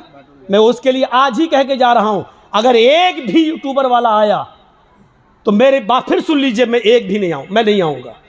मैं आज ही मना कर दे रहा हूं कि एक भी चैनल नहीं आना चाहिए, एक भी चैनल। इसकी शुरुआत मैं इस जलसे से कर रहा हूं। तुम यहां मस्त हो, यूपी में मेरे ऊपर पाबंदी लग गई है। तुम्हारी हरकतों की वजह से मैं तकरीर नहीं कर सकता हूं वहां पर। मेरे घर नोटिस पहुंच गया है। ये तुम्हारे हरकत से नहीं, तुम्हारे हरामी पने से मैं गाली दे रहा हूं तुम्हें, तुम्हारे हरामी पने से। इससे बड़ी गाली दे रहा हूं तुम्हारे सुअर पने से। मैं इस लायक हो गया हूं। 13 फरवरी को सुन लें आप लोग सब। मैं यहां से कह के जा रहा हूं कि एक भी नहीं आना चाहिए। और मैं पहले ही पता लगा लूंगा जहां भी रहूंगा कि वीडियो बन रही कि नहीं। अगर जहां भी मैं रहूंगा किसी भी होटल में सुन लूंगा ये आए हैं, मैं वहीं से अपना बोरिया बिस्तर बांध के चला जाऊंगा। मैं नहीं आऊंगा। मैं आज कह दे रहा हूं, बिल्कुल साफ कह दे रहा हूं। और कल जहां जलसा होगा उधर भी बोलूंगा, परसों हर जगह पे मैं ये बोलूंगा। अब तक जहां इश्तिहार छप गए वहां तक तो चल रहा है मामला, लेकिन आगे अब ये मामला नहीं चलने दूंगा मैं। इन लोगों ने मना करने के बावजूद भी मेरी बात नहीं मानी है। तुम्हारे पास बैलेंस आना चाहिए, बस दूसरा जेल की सलाखों में चला जाए। तुम्हारे बाप का क्या जा रहा है, तुम्हारी माँ का क्या जा रहा है। जो कुछ बिगड़ रहा मेरा बिगड़ रहा है। रो रही मेरी बाप, हार्ट अटैक का बीमार है मेरा बाप। तुम्हारे बाप का और तुम्हारी माँ का क्या जा रहा है। तुम्हें तो बैंक बैलेंस मिल रहे हैं। 13 फरवरी को एक भी चैनल वाला हमें नहीं दिखना चाहिए। जिसको मैं चाहूँगा उसको मैं बुलाऊंगा, मैं अपने चैनल को बुलाऊंगा। मैं जो चाहूँगा अपनी मर्जी से कटिंग करके उसमें दूंगा, मैं उसको रखूँगा। ये याद रखिएगा, 13 फरवरी जो यहाँ प्रोग्राम है बिल्कुल नहीं। 12 वाले को मैं फ़ोन कर दूंगा, 10-11 वालों को सबको मैं फ़ोन करके अब मना कर दूंगा। एक भी चैनल वाला अगर दिखाई दिया तो हम नहीं आएंगे। ये देख रहे हो आप, कुछ ये आप इसको कम मत समझिए। रेजिस होते हैं, किसी दिन अगर फट गया तो पूरे उसमें आग लगेगी। ये रेजिस है, ये बहुत खतरनाक चीज़ें हैं जो आप समझ नहीं रहे हैं, जो माइक में लगा देते हैं। और इन बेचारे जलसे वालों को बड़ा रहम आ जाता है, बेचारे चलो कर रहे हैं। इनके रहम के लायक नहीं है, ये ट्यूबर रहम के लायक नहीं है। जब इन्होंने मना करने के बावजूद मेरी बात नहीं मानी तो अब रहम के लायक नहीं रह गए ये। अल्लाह ताला रहमान है, रहीम है, बहुत रहमान और रहीम है, लेकिन इसके बावजूद जहन्नम बनाई है, क्योंकि वो जानता है कि हर इंसान पर रहम नहीं किया जा सकता। ये यूट्यूबर उसी लायक है। इससे ज़्यादा भी और क्या बोले। एक आदमी को किसी ने फ़ोन करके कहा ऐसा क्यों डाल रहे हो, तो वो क्या कहता है, सभी डाल रहे हैं तो मैं क्यों पीछे रहूं। वाह साहब, सब मालूम है, एक एक चीज़ मुझ तक पहुंचती है, एक एक चीज़ मैं बराबर नजरें रखे हुए हूँ यूट्यूब पर। वो सब चैनल वाले मेरी नज़रों में हैं जो ऐसा कर रहे हैं। तुम्हारी नज़रों में किसी की इज्जत प्यारी नहीं है। मना करने के बावजूद बताइए वो खतना तक बना दिया। वो लिंग मशीन, हम मशीन बोल रहे हैं, बजाय वो लिंग बना दे रहा उसमें और यूट्यूब पे डाल रहा है। औरतें भी हमारी तकरीरें सुनती हैं, तेरे घर में माँ बहन नहीं है बेगैरत, शर्म नहीं आती तुझे है? तू ऐसी चीज उसमें बना के डाल रहा है कि लड़कियां भी हमारी तकरीरें सुनती हैं, वो देख के शर्मा जाएं। लगता है ऐसा काम वही कर सकता है जिसके घर में बहन ना हो, जिसके घर में बेटी ना हो। इतना खतरनाक सुनने के बाद भी अगर तेरा कलेजा ना पसीजे और तेरा दिल मोम ना हो तो शर्म से चुल्लू भर पानी में डूब के मर जाना चाहिए ऐसे यूट्यूबर। आप भी रहने दो, अब इनका इलाज कर दिया मैंने। आज हम ऐसी चीजें बोल ही नहीं रहे, क्या डालेंगे ये? तो मेरे भाइयों, लेकिन जो चीज मैं बोलना चाहता था वो बोल नहीं पा रहा हूं क्योंकि ये लोग बोलने नहीं दे रहे हैं। इसलिए 13 फरवरी को याद रखिएगा, शुरुआत आपकी यहां से होनी चाहिए। मुझे एक भी यूट्यूबर दिखना नहीं चाहिए। तो मेरे भाइयों, मैं बात बहुत आगे की तरफ ले गया और बढ़ गया। तो मैं कह ये रहा था, कहां से बात कट गई थी? किसी को मालूम है मैं क्या कह रहा था? सब सो रहे थे? हाँ? क्या लड़की का मैटर? तू तो छोटा, तुझे कैसे मालूम लड़की का मैटर? देखो इतना सा रखा था लड़की का मैटर। क्या कह रहा था? अरे छोड़िए, धर्म परिवर्तन। तो मेरे भाइयों, सबसे सख्त अजाब उस आदमी को होगा, इन्ना शद्दन नास अज़ाबन यौमल क़यामत अल मुसव्विरून, तस्वीर बनाने वालों को। तो मैं भाइयों, यहां से आप बात को रखिए, अल्लाह का शुक्र अदा कीजिए कि आप इस्लाम से जुड़े हुए हैं और इस चीज की कद्र कीजिए। और याद रखिए ये किरामन कातिबीन हमारे एक एक हरकत को लिख रहे हैं और नोट कर रहे हैं। हमें और आपको सबको इसका हिसाब किताब देना है अल्लाह रब्बुल आलमीन के यहाँ। रिकॉर्ड हो रहा है, हमारा सब कुछ रिकॉर्ड हो रहा है। और इसके बाद एक चीज और बताना चाहता हूं मैं आपको। मैं कह ये रहा था कि हिसाब कितना किया है। बेटा सही बन रही वीडियो, घबराओ नहीं। तुम्हारे चैनल में आज 80,000 रुपया आएगा इस महीने का। इसको अभी पूछो मैं क्या कह रहा था तो नहीं मालूम है इसको, लेकिन ये देखने आया कि सही बन रही कि नहीं वीडियो। इतना डांटने के बाद भी हरामी पना देखिए आप और सुअर पना देखिए, ये हाल है इनका। सोचिए आप, मुझे आदत पे आना पड़ रहा है। मैं सोच रहा था उम्र बढ़ गई, अब अपने अंदर संजीदगी लाओ, लेकिन आप लोगों ने लाने नहीं दिया। अभी भी देख रहा सही बन रही कि नहीं बन रही है। शर्म आनी चाहिए, शर्म। तो मेरे भाइयों, मैं कह यही रहा था कि हमें और आपको एक एहसास पैदा होना चाहिए। 4 लाख मदरसे, यहां से मेरी बात कट हुई थी। परसेंट कितना? 2%। उलमा 50 लाख, मुसलमान 30 करोड़। हैसियत क्या? परसेंटेज कितने नमाजी 2। 98% क्या कर रहे हैं? सोचिए, 98% क्या कर रहे हैं? गुस्सा जिद्दों को आता है, मुर्दों को नहीं। आपको गुस्सा आना चाहिए। मैं नहीं कहता हूं गुस्सा नहीं आए, मुझे गुस्सा आ रहा है ना। गुस्से को पालो, गुस्से को परवान चढ़ाओ। गुस्सा जिंदों को आता है, मुर्दों को नहीं। लेकिन ये गुस्सा आपको इसके ऊपर नहीं आना चाहिए जिसने धर्म परिवर्तन कर लिया। गुस्सा आपके इसके ऊपर नहीं आना चाहिए कि ऐसा हो रहा है वैसा हो रहा है ना। नहीं, गुस्सा इस बात पे आना चाहिए कि आपकी बीवी ने सुबह फजर की नमाज पढ़ी या नहीं पढ़ी है। नहीं पढ़ी है तो गुस्सा आना चाहिए। आपका बेटा 10 साल से बड़ा है, नमाज पढ़ने नहीं गया, बिस्तर पे सो रहा है, आपको गुस्सा आना चाहिए। नमाज क्यों नहीं पढ़ी? आपको गुस्सा आना चाहिए, इस बात पे गुस्सा आना चाहिए आपको। आपका बेटा शराब पीकर घर में आया, आपको गुस्सा आना चाहिए। ऐसा क्यों किया? आप गुस्से को पालिए, परवान चढ़ाइए और बच्चों को पढ़ाइए और लिखाइए, क्योंकि पढ़ाने और लिखाने के साथ ही आप एक अच्छा इंसान बना सकते हो अपने बच्चों को। तो मेरे भाइयों, गुस्सा जिंदों को आता है, मुर्दों को नहीं। आप गुस्सा, लेकिन गुस्सा जहां आना चाहिए वहां आपको आना चाहिए, हर जगह गुस्सा नहीं। मुझे जायज़ बात पे गुस्सा आया, यहां गुस्सा आना चाहिए। आपको भी जायज़ बातों पे गुस्सा आना चाहिए। अल्लाह के रसूल को भी गुस्सा आता था, और गुस्से का तो हाल ये था कि अल्लाह के नबी के जब गुस्सा आता था तो हत्ता मर्रत आइना, आपकी दोनों आंखें सुर्ख हो जाया करती थी। सहाबा कहते हैं अल्लाह के रसूल को जब गुस्सा आता था तो ऐसा लगता था जैसे अनार का जूस किसी ने मोहम्मद रसूलुल्लाह की आंखों में डाल दिया है। इतनी लाल हो जाती थी आंखें।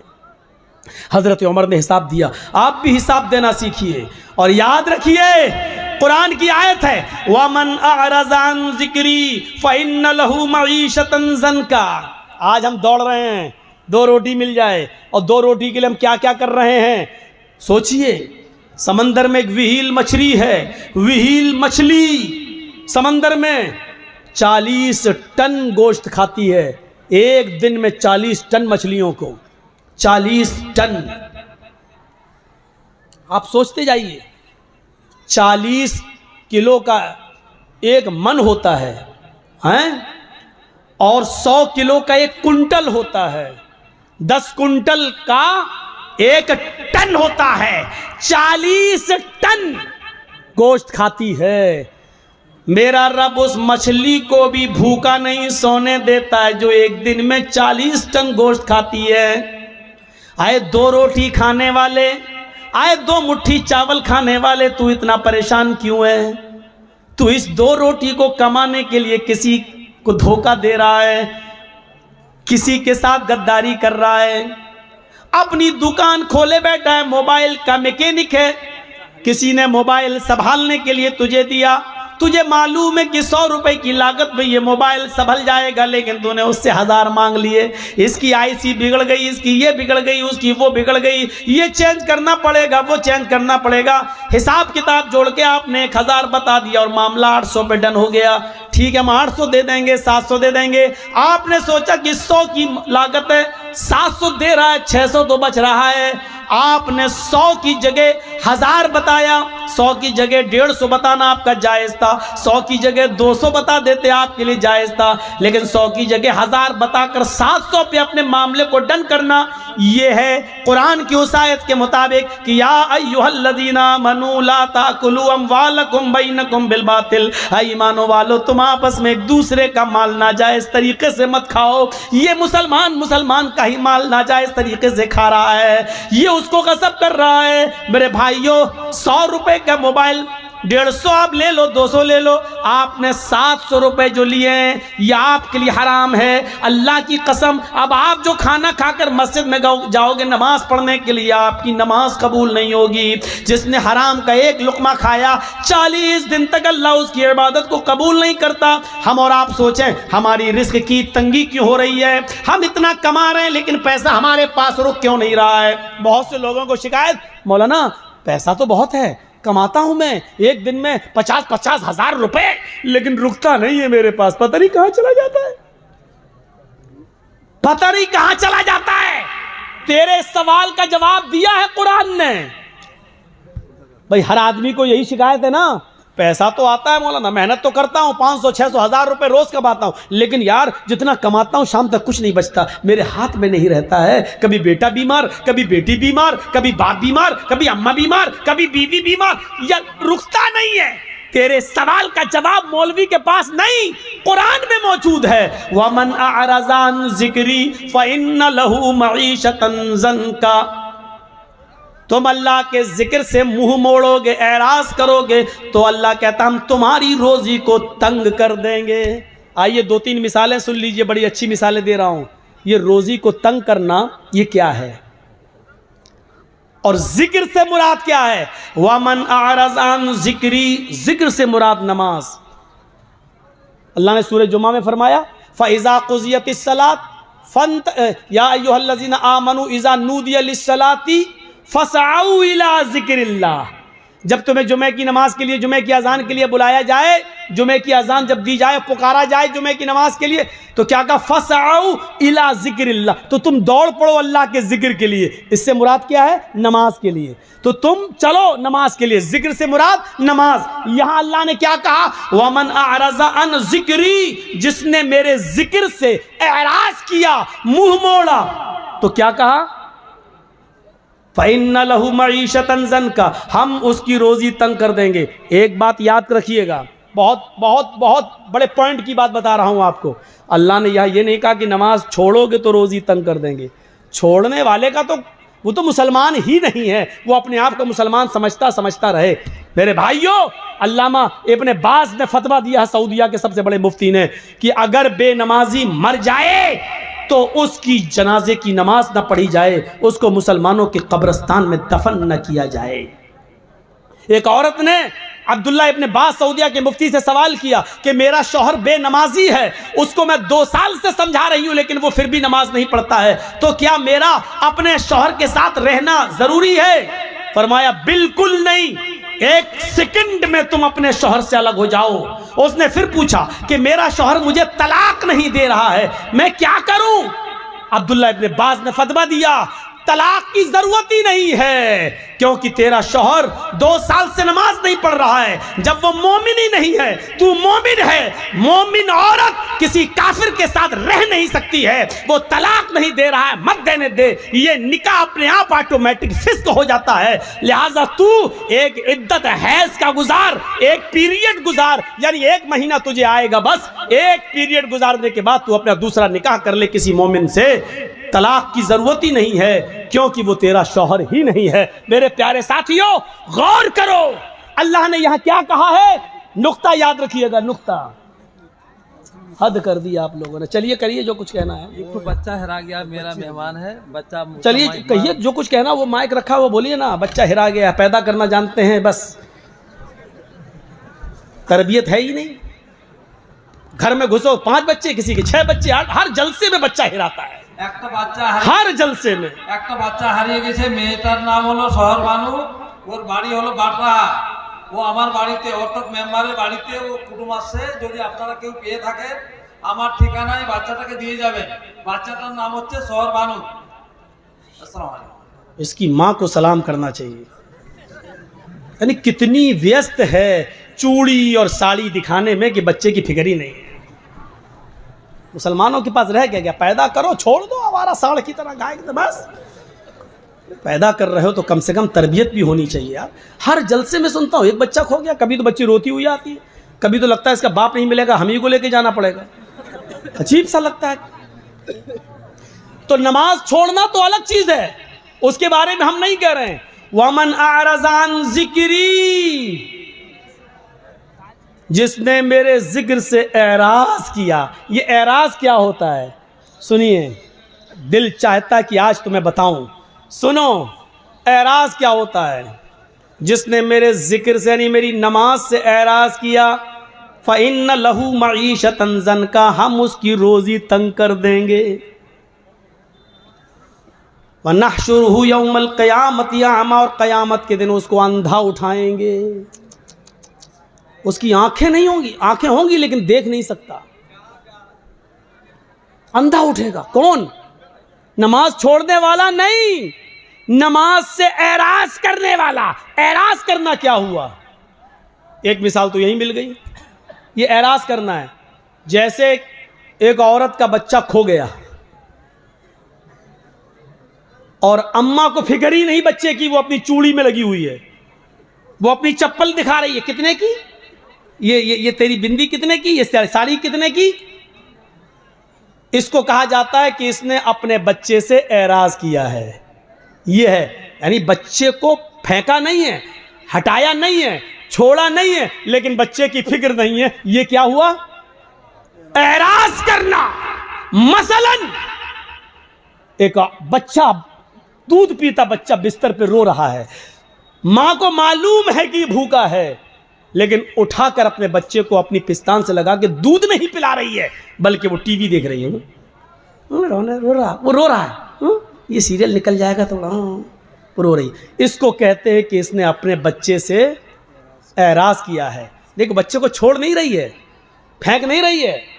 इसी तरीके से नमाज से एराज करना क्या है, नमाज को आदमी इनकार नहीं कर रहा है कि नमाज नहीं पढ़ना चाहिए, पढ़ता है, लेकिन अजान हो रही है मस्जिद की तरफ नहीं आ रहा है, अजान हो रही है कैरम बोर्ड खेल रहा है, अजान हो रही है मैच देख रहा है, अजान हो रही है टीवी में मसरूफ है।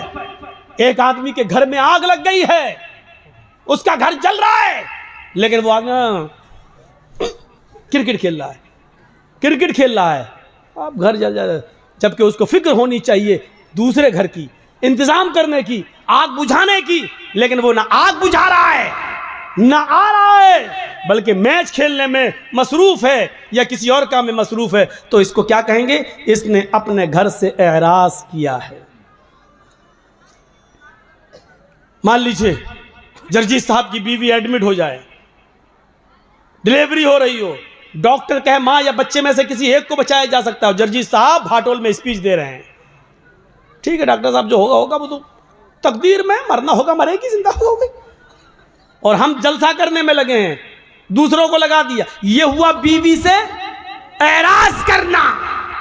अरे जलसे बाद में हो जाएंगे, पहले तुम इंसानियत निभाओ वहां जाकर। तो एराज समझ गए ना? बच्चे को दूध की जरूरत है, मां रो रहा है और मां देख रही है कभी सास भी कभी बहू थी, नाटक। तो क्या कहा जाएगा कि ये बच्चे से एराज कर रही है। कुरान ने यही कहा, वमन अअरज़ अन ज़िक्री फ़इन्न लहू मईशतन ज़नका, जो भी अपने मेरे जिक्र से एराज करेगा, नमाज से एराज करेगा, हम उसकी रोजी को तंग कर देंगे।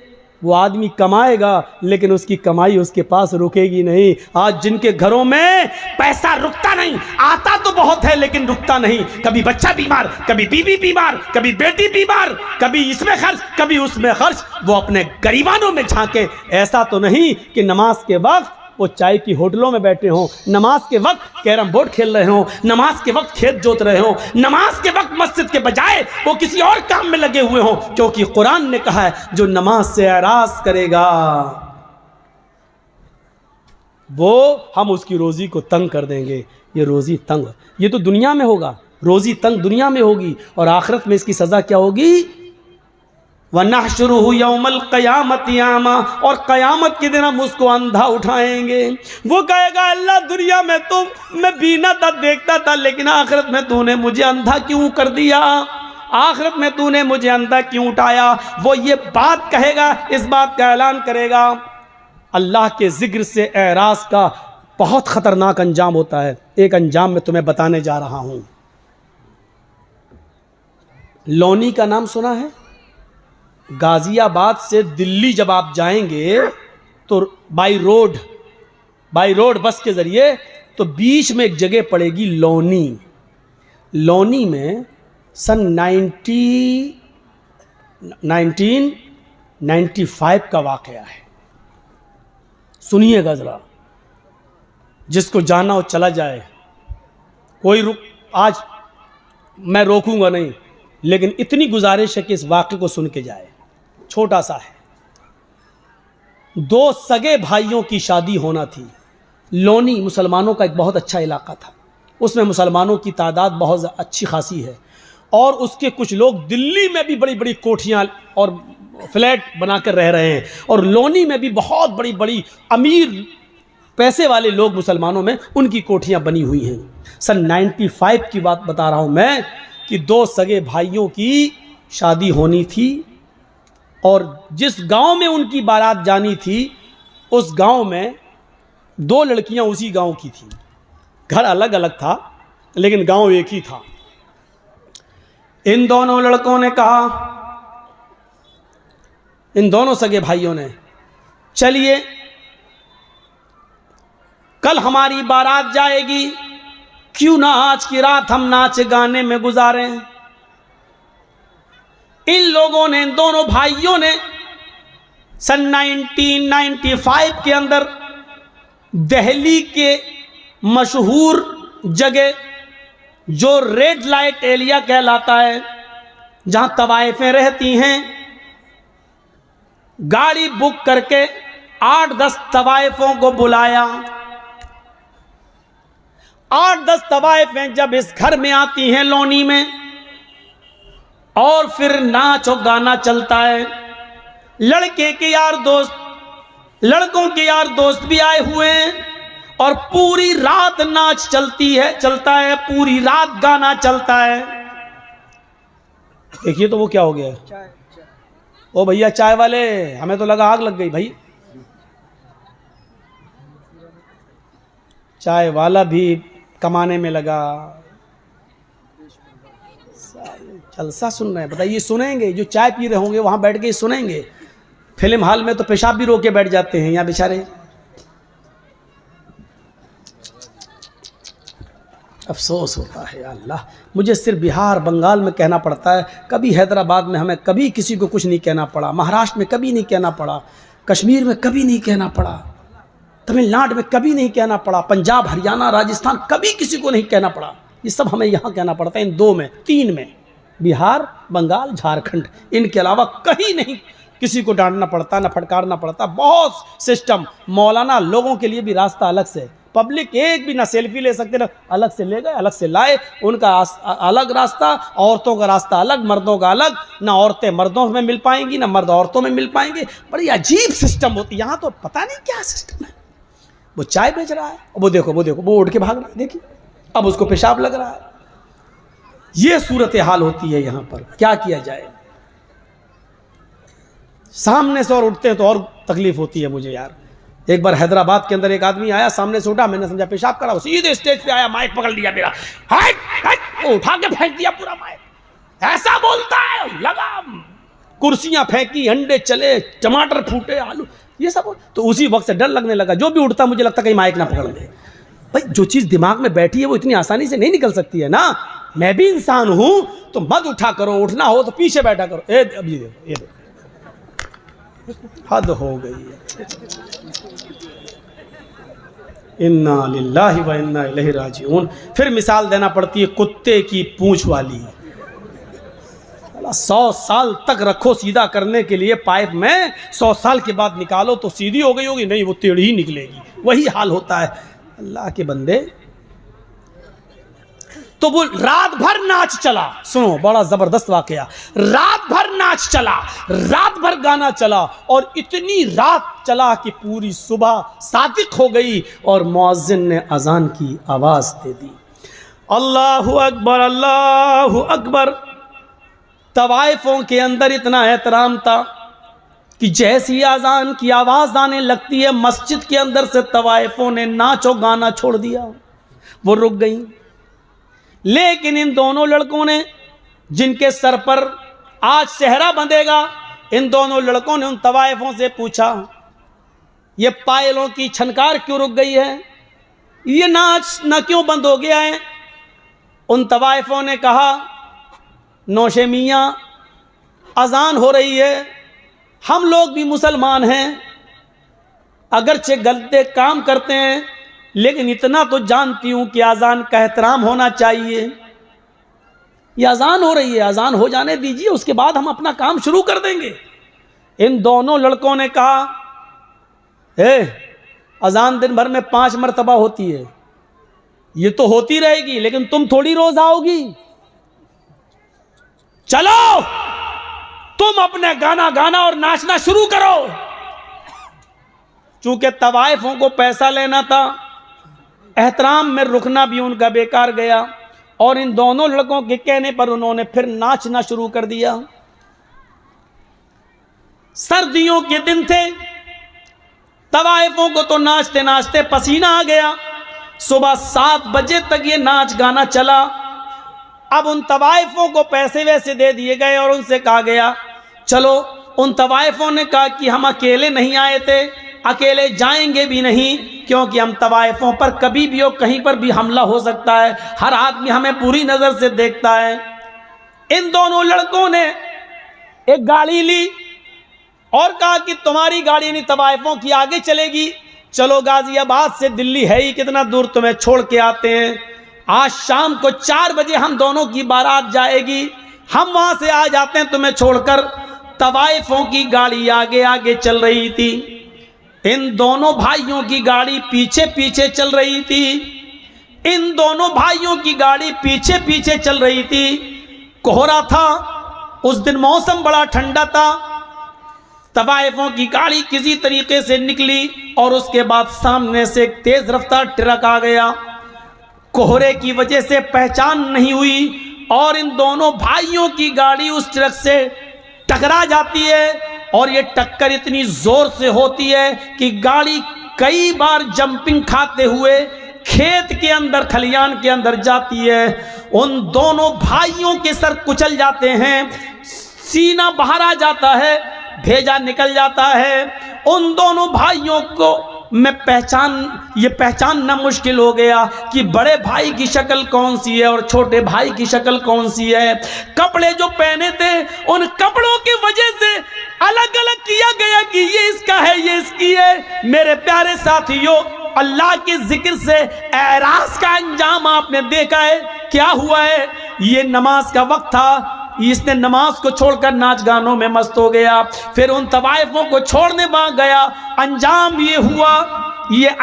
ये हुआ कि मेरे भाइयों, अभी शाम को 5-6-10 घंटे के बाद इन दोनों के सरों पर सेहरा बंधना था और ससुराल से मिलने वाले कपड़े इनको पहनना थे। लेकिन अब इनके सरों पर सेहरा नहीं, ससुराल से दिए हुए कपड़े नहीं, अब इनके जिस्मों पर कफन पहनाया जा रहा है। गौर कीजिए, थोड़ी देर में कितनी हैसियत बदल जाती है। अभी कुछ देर के बाद इनको ससुराल की तरफ से मिलने वाले कपड़े पहनना थे, लेकिन अब इनको सफेद रंग का कफन पहनाया जा रहा है। अभी कुछ देर के बाद अभी इनको ससुराल की तरफ बारात लेके निकलना था, लेकिन अब ये बारात लेकर नहीं बल्कि कब्रिस्तान की तरफ निकलने वाले हैं। अभी इनका सफर एक लड़की के गांव में होने वाला था, अब इनका सफर कब्रिस्तान की तरफ हो गया है। गौर कीजिए, अल्लाह के जिक्र से एराज का नतीजा क्या निकलता है। मेरे भाइयों, अभी इनको ससुराल जाना था, लेकिन कब्रिस्तान पहुंचाया जा रहा है। कपड़े पहनना थे, कफन पहनाया जा रहा है। जिस मौलवी को अभी इनको ससुराल में बारात की जगह पर बैठकर या अय्युहल्लज़ीना आमनू तक़ुल्लाह हक़्क़ तुक़ातिह कुरान की आयतें पढ़कर इनका निकाह कराना था, आज उस मौलवी को अल्लाहुम्मा अग़फ़िर लिहय्यिना व मय्यतिना व शाहिदिना व गायबिना व सग़ीरिना व कबीरिना पढ़ना पड़ रहा है।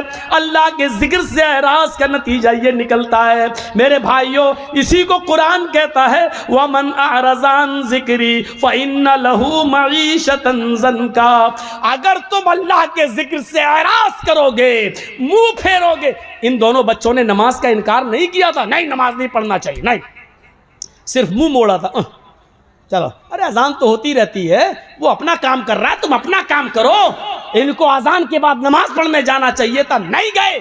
ये तवाइफों का नाच देखते रहे। यही है एराज। जैसे दूध पिलाने वाली माँ अपने दूध पीते बच्चे को छोड़कर टीवी देखने लगे तो कहते ये बच्चे को से मुंह मोड़ रही है, बच्चे से एराज कर रही है। यही है नमाज से एराज करने का नतीजा। मेरे भाइयों, नमाज वो बिल्कुल छोड़ता हो वो मुसलमान ही कहाँ है। लेकिन ये नमाज छोड़ते नहीं थे, पढ़ लेते थे, लेकिन अजान के वक्त नहीं, अव्वल वक्त नहीं, अजान के वक्त किसी और काम में लगे हुए हैं। यानी नमाज से ज्यादा अहमियत किसी और चीज को देना। मेरे भाइयों, ये एराज करना है, ये एराज करना है। आप या बिना मतलब के बैठे हैं, कुछ नहीं, आप तकरीर सुन रहे हैं, जर्जीस को सुन रहे हैं, आपको ना पेशाब लग रहा है न कोई परेशानी है, लेकिन आपको सिर्फ चाय की लौक लग रही है या बीड़ी की आपको लौक लग रही है, आप उठकर वहां चले गए और बीड़ी पीना चाहते हैं। इसको कहा जाता है तकरीर से एराज, इसको कहा जाता है कुरान और हदीस से एराज। इसको छोड़कर उसको अहमियत दे रहे हैं। इसको कहा जाता है पीठ दिखाना, इसको कहा जाता है मुंह मोड़ना। तो यही उन लोगों ने किया था। आप तकरीर सुनने आए हैं, मुंह नहीं मोड़ रहे हैं, लेकिन बीड़ी की लौक लग रही है, पीछे चले गए, बीड़ी पीने लगे। आप आए तो थे सुनने, लेकिन बीड़ी की लौक ने आपको तकरीर नहीं पीछे ले गया। इसका मतलब यह है कि आपकी नजर में बीड़ी की अहमियत ज्यादा है, कुरान और हदीस की कम है। इसीलिए इसी तरह मेरे भाइयों, अजान हो रही है और आप खेत जोत रहे हैं, अजान हो रही है और आप कपड़ा सिल रहे हैं, अजान हो रही है आप कैरम बोर्ड खेल रहे हैं, अजान हो रही है आप इंडिया पाकिस्तान, इंडिया ऑस्ट्रेलिया का मैच देख रहे हैं और जमात जा रही है। इसी को कहते हैं नमाज से मुंह मोड़ना, इसी को कहते हैं नमाज से एराज करना। और वमन अअरज़ अन ज़िक्री फ़इन्न लहू मईशतन ज़न्का। अगर तुम हमारे जिक्र से, हमारी नमाज से मुंह मोड़ोगे, एराज करोगे, तो हम तुम्हें तुम्हारी रोज़ी को तंग कर देंगे। और रोज़ी के साथ साथ अल्लाह ने ज़िंदगी को तंग कर दिया। देख लीजिए उन दो नौजवानों का हश्र क्या हुआ। ये किसी के साथ भी हो सकता है, हमारे और आपके साथ भी हो सकता है। मेरे भाइयों, आप कितने भी अच्छे काम कर लें, लेकिन इतना याद रखिएगा, आखिरी वक्त में काम अच्छा होना चाहिए। आखिरी वक्त में काम अच्छा होना चाहिए। क्या आपको मालूम नहीं, बुखारी शरीफ की उस हदीस को देखिए, एक सहाबी ओहद के मैदान में लड़ रहे हैं, सबसे पहले तीर उन्होंने ही काफिर पे चलाया, सबसे ज्यादा बहादुरी उसी ने दिखाई। लेकिन एक सहाबी ने अल्लाह के नबी से कहा, अल्लाह के रसूल माशाअल्लाह देखो कितना अच्छी तरीके से लड़ रहे हैं, सबसे पहले तीर उन्होंने चलवाया, सबसे पहले काफिर पर हमला उसी ने किया, माशाअल्लाह देखिए कितना खूब लड़ रहे हैं। अल्लाह के नबी ने फरमाया, हाँ लड़ तो रहे हैं लेकिन है तो वो जहन्नमी। बुखारी शरीफ की हदीस के सफ़े पर देखिए आप, किसके बारे में कह रहे हैं? सहाबी के बारे में। किसके बारे में कह रहे हैं? जो लड़ रहा है उसके बारे में। मैदान जंग में ये सहाबी कहते हैं मेरा दिमाग चौंक गया, जो आदमी जिहाद कर रहा हो, जो आदमी तीर चला रहा हो, जो आदमी तलवार चला रहा हो, जो आदमी काफिरों में घुस के लड़ रहा हो, और उसको अल्लाह के नबी कह रहे हैं ये तो है जहन्नमी। वो कहते हैं कि मुझे फिक्र हुई कि जरा चल के देखें कि आदमी कैसे जहन्नमी है। देखें तो वो चुपकी चुपकी उसको देखने लगे। वो आदमी लड़ते लड़ते कई लोगों को मारता है, लेकिन इसके भी जख्म हो जाते हैं। तीर इसको भी लगा, तलवार इसको भी लगी, ये भी जख्मों से चूर होकर गिर पड़ा एक जगह, और इतने जख्म हो गए, इतनी जगह इस पर तलवारें मारी गईं कि ये तड़पने लगे सहाबी। जब उन्होंने देखा कि तड़प बर्दाश्त से बाहर है, तकलीफ बर्दाश्त नहीं कर सके, दूसरा सहाबी देख रहा कि देखें क्या होता है, ये ज़मीन पर पड़े हैं, जख्मों की तकलीफ बर्दाश्त नहीं कर पा रहे हैं। ये उठते हैं और तलवार लेकर ज़मीन पर गाड़ते हैं, तलवार लेकर ज़मीन पर गाड़ते हैं, और अपना ये सीने का ये बीच वाला हिस्सा जो होता है, ये पिछली दोनों पिछलियों के दरमियान, इस पर तलवार की नोक को इस पर रखते हैं और पूरा वज़न उसके ऊपर डालकर उसके ऊपर चढ़ जाते हैं, और तलवार यहाँ से घुसती और यहाँ से निकलती है, और ये इंतकाल, मर गए। शहीद तो नहीं कहेंगे क्योंकि इनका जो इंतकाल हुआ, ये तलवार जो घोंपी उधर चली गई, तो ये सहाबी वो मर गए। अल्लाह के नबी के पास जो देख रहा था सहाबी, वो आए और आकर कहा, अशहदु अन्नका अशहदु अन्न मुहम्मद अशहदु अल्ला इलाहा इल्लल्लाह व अशहदु अन्न मुहम्मदन अब्दुहु व रसूलुहु। आपने कहा तुम तो पहले ही से मुसलमान हो, आज ये कलमा पढ़ने की क्या ज़रूरत? कहा अल्लाह के रसूल अभी कुछ देर पहले मैंने आपसे कहा था एक सहाबी लड़ रहे हैं,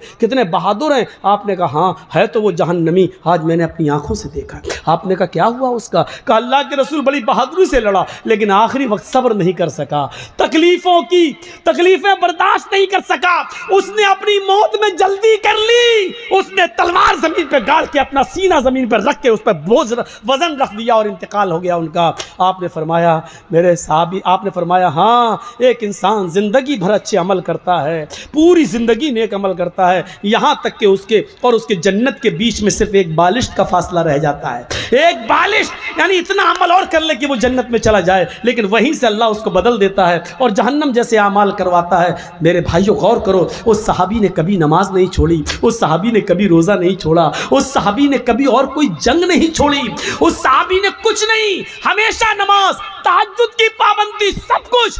लेकिन जहन्नम में क्यों जा रहे हैं? क्योंकि उन्होंने खुदकुशी कर ली जो हराम है, खुदकुशी कर ली जो हराम है। अगर तुम्हें तकलीफ हुई थी तो उस पर सब्र करते, अल्लाह रब्बुल आलमीन इस तकलीफ को तुम्हारे गुनाहों का कफारा बनाता और सब्र करते तो अल्लाह तुम्हें जन्नत देता। लेकिन उन्होंने मौत में जल्दी कर ली, तकलीफ बर्दाश्त नहीं हो सकी और इंतकाल। अल्लाह के नबी ने कहा वो जहन्नम के अंदर जाएंगे।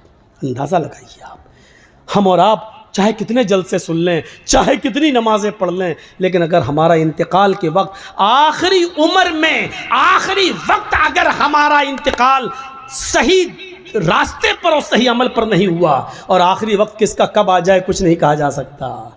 हम कल मर जाएं, कल मौत आ जाए, किसको मालूम है कब किसका इंतकाल हो जाए? क्या किसी ने गारंटी ली है?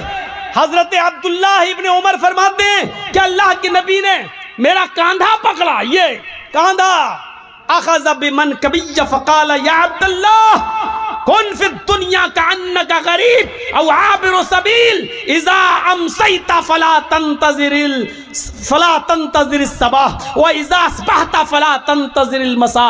आए अब्दुल्ला, इस दुनिया में मुसाफिर की तरह रहो। जब बिस्तर पे सोने जाओ, जब रात में बिस्तर पे सोने जाओ तो सुबह ये मत सोचना कि हम जिंदा उठेंगे, और जब सुबह उठो तो ये मत सोचना कि शाम को तुम जिंदा रहोगे, और शाम का इंतजार करो, पता नहीं सुबह या शाम शाम तक तुम मुर्दों में लिख के जाओ या जिंदों में लिख के जाओ।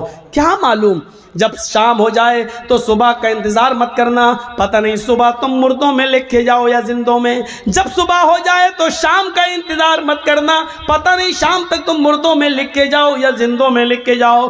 कभी ऐसा मत करना, बस नेक अमल में आगे बढ़ो। इसीलिए दुआ की जाती है कि अल्लाह जब तक तू हमें जिंदा रख, इस्लाम पे रखना। नहीं, इसके बाद भी कही जाती है क्या, आय अल्लाह जब तक तू हमें जिंदा रख, इस्लाम पे रखना, और जब हमारा खात्मा हो तो ईमान पर हमारा खात्मा फरमाना। सिर्फ ये दुआ मत करना अल्लाह जब तक मैं जिंदा रहूं इस्लाम पे रखना, नहीं, ये दुआ भी शामिल करना कि आय अल्लाह जब मेरा इंतकाल हो, मेरा खात्मा हो, तो उस वक्त भी हम मोमिन रहें। क्योंकि देखिए सहाबी का खात्मा ईमान पर नहीं हो पाया, जिंदगी भर इस्लाम पे तो रहे, लेकिन आखिरी वक्त में मेरे भाइयों देख लीजिए कि उन्होंने खुदकुशी कर ली। आखिरी वक्त में खुदकुशी करने वाले की नमाज जनाजा जायज़ नहीं है, खुदकुशी करने वाले को मुसलमानों के कब्रिस्तान में दफन करना जायज़ नहीं है। कितने लोग खुदकुशी कर लेते हैं, कितने लोग। मेरे भाइयों इन चीजों को देखो। अल्लाह के नबी सल्लल्लाहु अलैहि वसल्लम ने तो एक और निशानी बताई थी, और क्या कहा था, युस्बिहुर रजुलु मुमिनन व युमसी काफिरन व युमसी मुमिनन व युस्बिहु काफिरन यबीउ दीनहु बिइरज़िम मिनद दुनिया। लोगों, क़यामत के आने से पहले तुम एक निशानी देख लेना, ये तुम अपने सोसाइटी में देख लेना, और देख लो अपने यहाँ झांक कर देख लो ये हो रहा है कि नहीं। एक मुसलमान युस्बिहुर रजुलु मोमिनन, सुबह उठेगा तो मोमिन होगा, लेकिन शाम होते होते काफिर हो जाएगा। शाम को मोमिन होगा, सुबह उठते उठते काफिर हो जाएगा। ये कौन होगा? युस्बिहुर रजुलु मोमिनन, एक मुसलमान सुबह उठेगा तो मोमिन होगा। उसने फजर की नमाज जमात के साथ पढ़ी होगी, फजर के बाद कुरान की तिलावत की होगी, सुबह सूरज निकलने के बाद सदका और खैरात किया होगा, गरीबों की मदद की होगी, लेकिन शाम होने से पहले पहले वो काफिर हो जाएगा। इशारा क्या है? ये सब कुछ करने के बावजूद इलेक्शन में खड़ा है, नेता है, मुसलमान है, लेकिन जिस बस्ती से लड़ रहा है वहाँ हिंदू भाइयों की तादाद ज़्यादा है। उनको खुश करने के लिए और उनका वोट लेने के लिए वो उनके मंदिर में भी जाएगा, टीका भी लगा लेगा और मूर्ति के ऊपर हार भी चढ़ा देगा। मेरे भाइयों, ऐसे लोगों के बारे में फरमाया युस्बिहुर रजुलु मोमिनन, सुबह देखोगे कि वो हालत ईमान में उठेगा, लेकिन शाम होने से पहले पहले वो काफिर हो जाएगा। अपनी सोसाइटी पर, अपने समाज में नजर डाल के देखो कैसे कितने लोग मौजूद हैं जो गैर मुस्लिमों का वोट पाने के लिए टीका भी लगा लेते हैं और मूर्तियों पर हार और फूल भी चढ़ा देते हैं। हमारे हिंदुस्तान का कानून हमें जबरन मजबूर नहीं करता है। हमारे इंडिया का लॉ ये कहता है कि आप मुसलमान हैं, आप इस्लाम पर खूब जोर से अमल कीजिए, लेकिन आप हिंदू धर्म को या किसी भी धर्म को बुरा मत कहिए। जो आदमी हिंदू है वो अपने धर्म पर खूब कायम रहे, मजबूत रहे, लेकिन वो इस्लाम को बुरा न कहे। ये हमारे भारत का संविधान है, कानून है। किसी हिंदू को जबरदस्ती मस्जिद में लाने को गवारा नहीं करता है, तो किसी मुसलमान को भी जबरदस्ती मंदिर में जाना गवारा नहीं करता है। मुसलमान अपने मजहब पर अमल करें, हिंदू अपने धर्म पर अमल करें। मेरे भाइयों, जब एक बाग के अंदर आम और सेब एक जगह हो सकते हैं, तो क्या एक मुल्क के अंदर हिंदू और मुसलमान एक जगह नहीं हो सकते हैं? जब आम और सेब को किसी से दुश्मनी नहीं हो सकती है, तो हिंदू को मुसलमान से और मुसलमान को एक हिंदू से क्या दुश्मनी होनी चाहिए? अब आप सोचिए और समझिए कि आज हमारे समाज में क्या हो रहा है, हम किस तरफ जा रहे हैं, हमारा इस्लाम के साथ उठना बैठना कैसे होना चाहिए। मैंने आज अमला बारी के प्रोग्राम में मैंने मिसाल दी थी। आप क्या समझते हैं? ये बिजली का खंभा है मान लो, और आम के पेड़ लगा हुआ है आपके बगल में, और हवा चली, दो चार पत्ते टूटे और आम के पेड़ पे चिपक गए, ये बिजली के खंभे पे चिपक गए। तो आप क्या समझे? ये बिजली का खंभा जिस पे आम के 10 पत्ते चिपक गए, तो क्या ये बिजली का खंभा आम का पेड़ हो जाएगा? आप मुझे, ये आम का पेड़ है, चलो मान लो ये बिजली का खंभा है, एक मिसाल, और ये आम का पेड़ लगा है, और हवा चली, आम के पत्ते टूटते हैं और बिजली के खंभे पे चिपक जाते हैं। 10, 15, 20 पत्ते टूटे और पेड़ पे चिपक गए, खंभे पे चिपक गए। तो देखने वाला कह रहा है बिजली के खंभे पे आम के पत्ते, तो क्या वो बिजली के खंभे को आम का पेड़ कहना शुरू कर देगा? और जो बिजली के खंभे को आम का पेड़ कहे वो बेवकूफ़ है कि नहीं? क्यों? अरे चंद पत्ते टूटकर उस पर चिपक गए तो बिजली का खंभा, आम का पेड़ कैसे हो सकता है? तो यही तो मैं आपसे पूछ रहा हूं, चंद नमाजें पढ़ ली, चंद रोजे रख लिए, तो आप पक्के मुसलमान कैसे हो सकते हैं? जब आम के चंद पत्ते बिजली के खंभे को आम का पेड़ नहीं बना सकते, तो आपकी 2-4 नमाजें और 2-4 अच्छे काम और 2-4 रोजे आपको मुसलमान बना देंगे? वाह साहब, कितना आसान है। जिस तरीके से आम के पेड़ पर टूटकर बिजली के खंभे पर चिपके हुए पत्तों से बिजली का खंभा आम का पेड़ नहीं बन सकता, और जो उसको आम का पेड़ कहेगा वो पागल है, उसी तरीके से 2-4 नमाजें और 2-4 रोजे रखने के बाद कोई आदमी किसी को मुसलमान समझता तो वो भी पागल है। अब आम का पेड़ किसको कहोगे? जो अपनी जड़ से भी आम हो, जो अपने तने से भी आम हो, जो अपनी शाखाओं से भी आम हो, जो अपने पत्तों से भी आम हो, और जो अपने फल से भी आम हो, उसको आप कहेंगे क्या? आम का पेड़। तो हम मुसलमान उसी को कहेंगे जो जड़ से, जिसके अंदर इस्लाम घुसा हो, उसके तना भी इस्लामी हो, उसके पत्ते भी, उसका उठना बैठना लेटना सोना जागना खाना पीना सब, शादी नमाज रोजे सब कुछ इस्लामी हो। क्या हमारी शादियां इस्लामी हो रही हैं? शादी करके देखिए, जिस बस में लड़के बैठे हैं बारात में जाने के लिए, उसी बस में लड़कियां भी बैठी हैं और ही हा हा हो रही है, लिपस्टिक लगा के घुसी जा रही हैं, लग रहा है जैसे अपने आदमी का खून पी के आई हों। देख लीजिए आप, नंगा नाच बारात में नाचा जाता है, और उसी बारात के अंदर लड़के और लड़की की दूल्हा और दुल्हन की पूरी वीडियो बनाई जाती है। वीडियो मेरे भाइयों, हम अपने मुआशरे पर जरा गौर करके देखें, कौन सी चीज़ इस्लामी है। जब हमारी ये चीज़ इस्लामी नहीं है तो हम मुसलमान कैसे बिजली के खंबे को आम के चंद पत्ते आम का पेड़ नहीं बना सकते? हमारी 2-4 वक्त की नमाजें हमें मुसलमान नहीं बना सकती हैं। आम का पेड़ तभी होगा जब वो अपनी जड़ में आम हो, अपने पत्तों में आम हो, अपने फल में आम हो। आप अपने जड़ से मुसलमान हो, आपका उठना बैठना सोना जागना खाना पीना शादी ब्याह सब इस्लामी हो, तब आप मुसलमान कहलाए जाएंगे। इस्लाम के साथ हमारा मामला कैसा होना चाहिए? ये पानी का एक गिलास है हमारे हाथ में, इसमें पत्थर डाल दो। पानी का गिलास भरा है, एक पत्थर डाल दिया, 2 दिन के बाद आप देखेंगे पत्थर भी दिख रहा और पानी भी दिख रहा है। इसका मतलब क्या है? पानी ने पत्थर को कबूल नहीं किया और पत्थर ने पानी को कबूल नहीं किया। 2 दिन के बाद जर्जीस ने पत्थर निकाला और बाहर फेंक दिया, यानी पानी में 2 दिन पत्थर पड़ा रहा, लेकिन जब चाहा तब हमने पत्थर को निकाल के बाहर फेंक दिया। इसका मतलब क्या है कि पानी पत्थर को कबूल नहीं कर रहा है और पत्थर पानी को कबूल नहीं कर रहा है। हमारा और आपका मामला इस्लाम के साथ ऐसा नहीं होना चाहिए कि जब चाहो इस्लाम हमारे अंदर से निकाल दो और जब चाहो इस्लाम से हमें निकाल दो, ऐसा नहीं होना चाहिए। जर्जीस साहब के हाथ में पानी का गिलास है, जलेबी बनती है ना, जलेबी उसमें रंग डलता है ना, कलर। जर्जीस साहब ने रेड कलर, खाने वाला लाल कलर पानी में डाल दिया।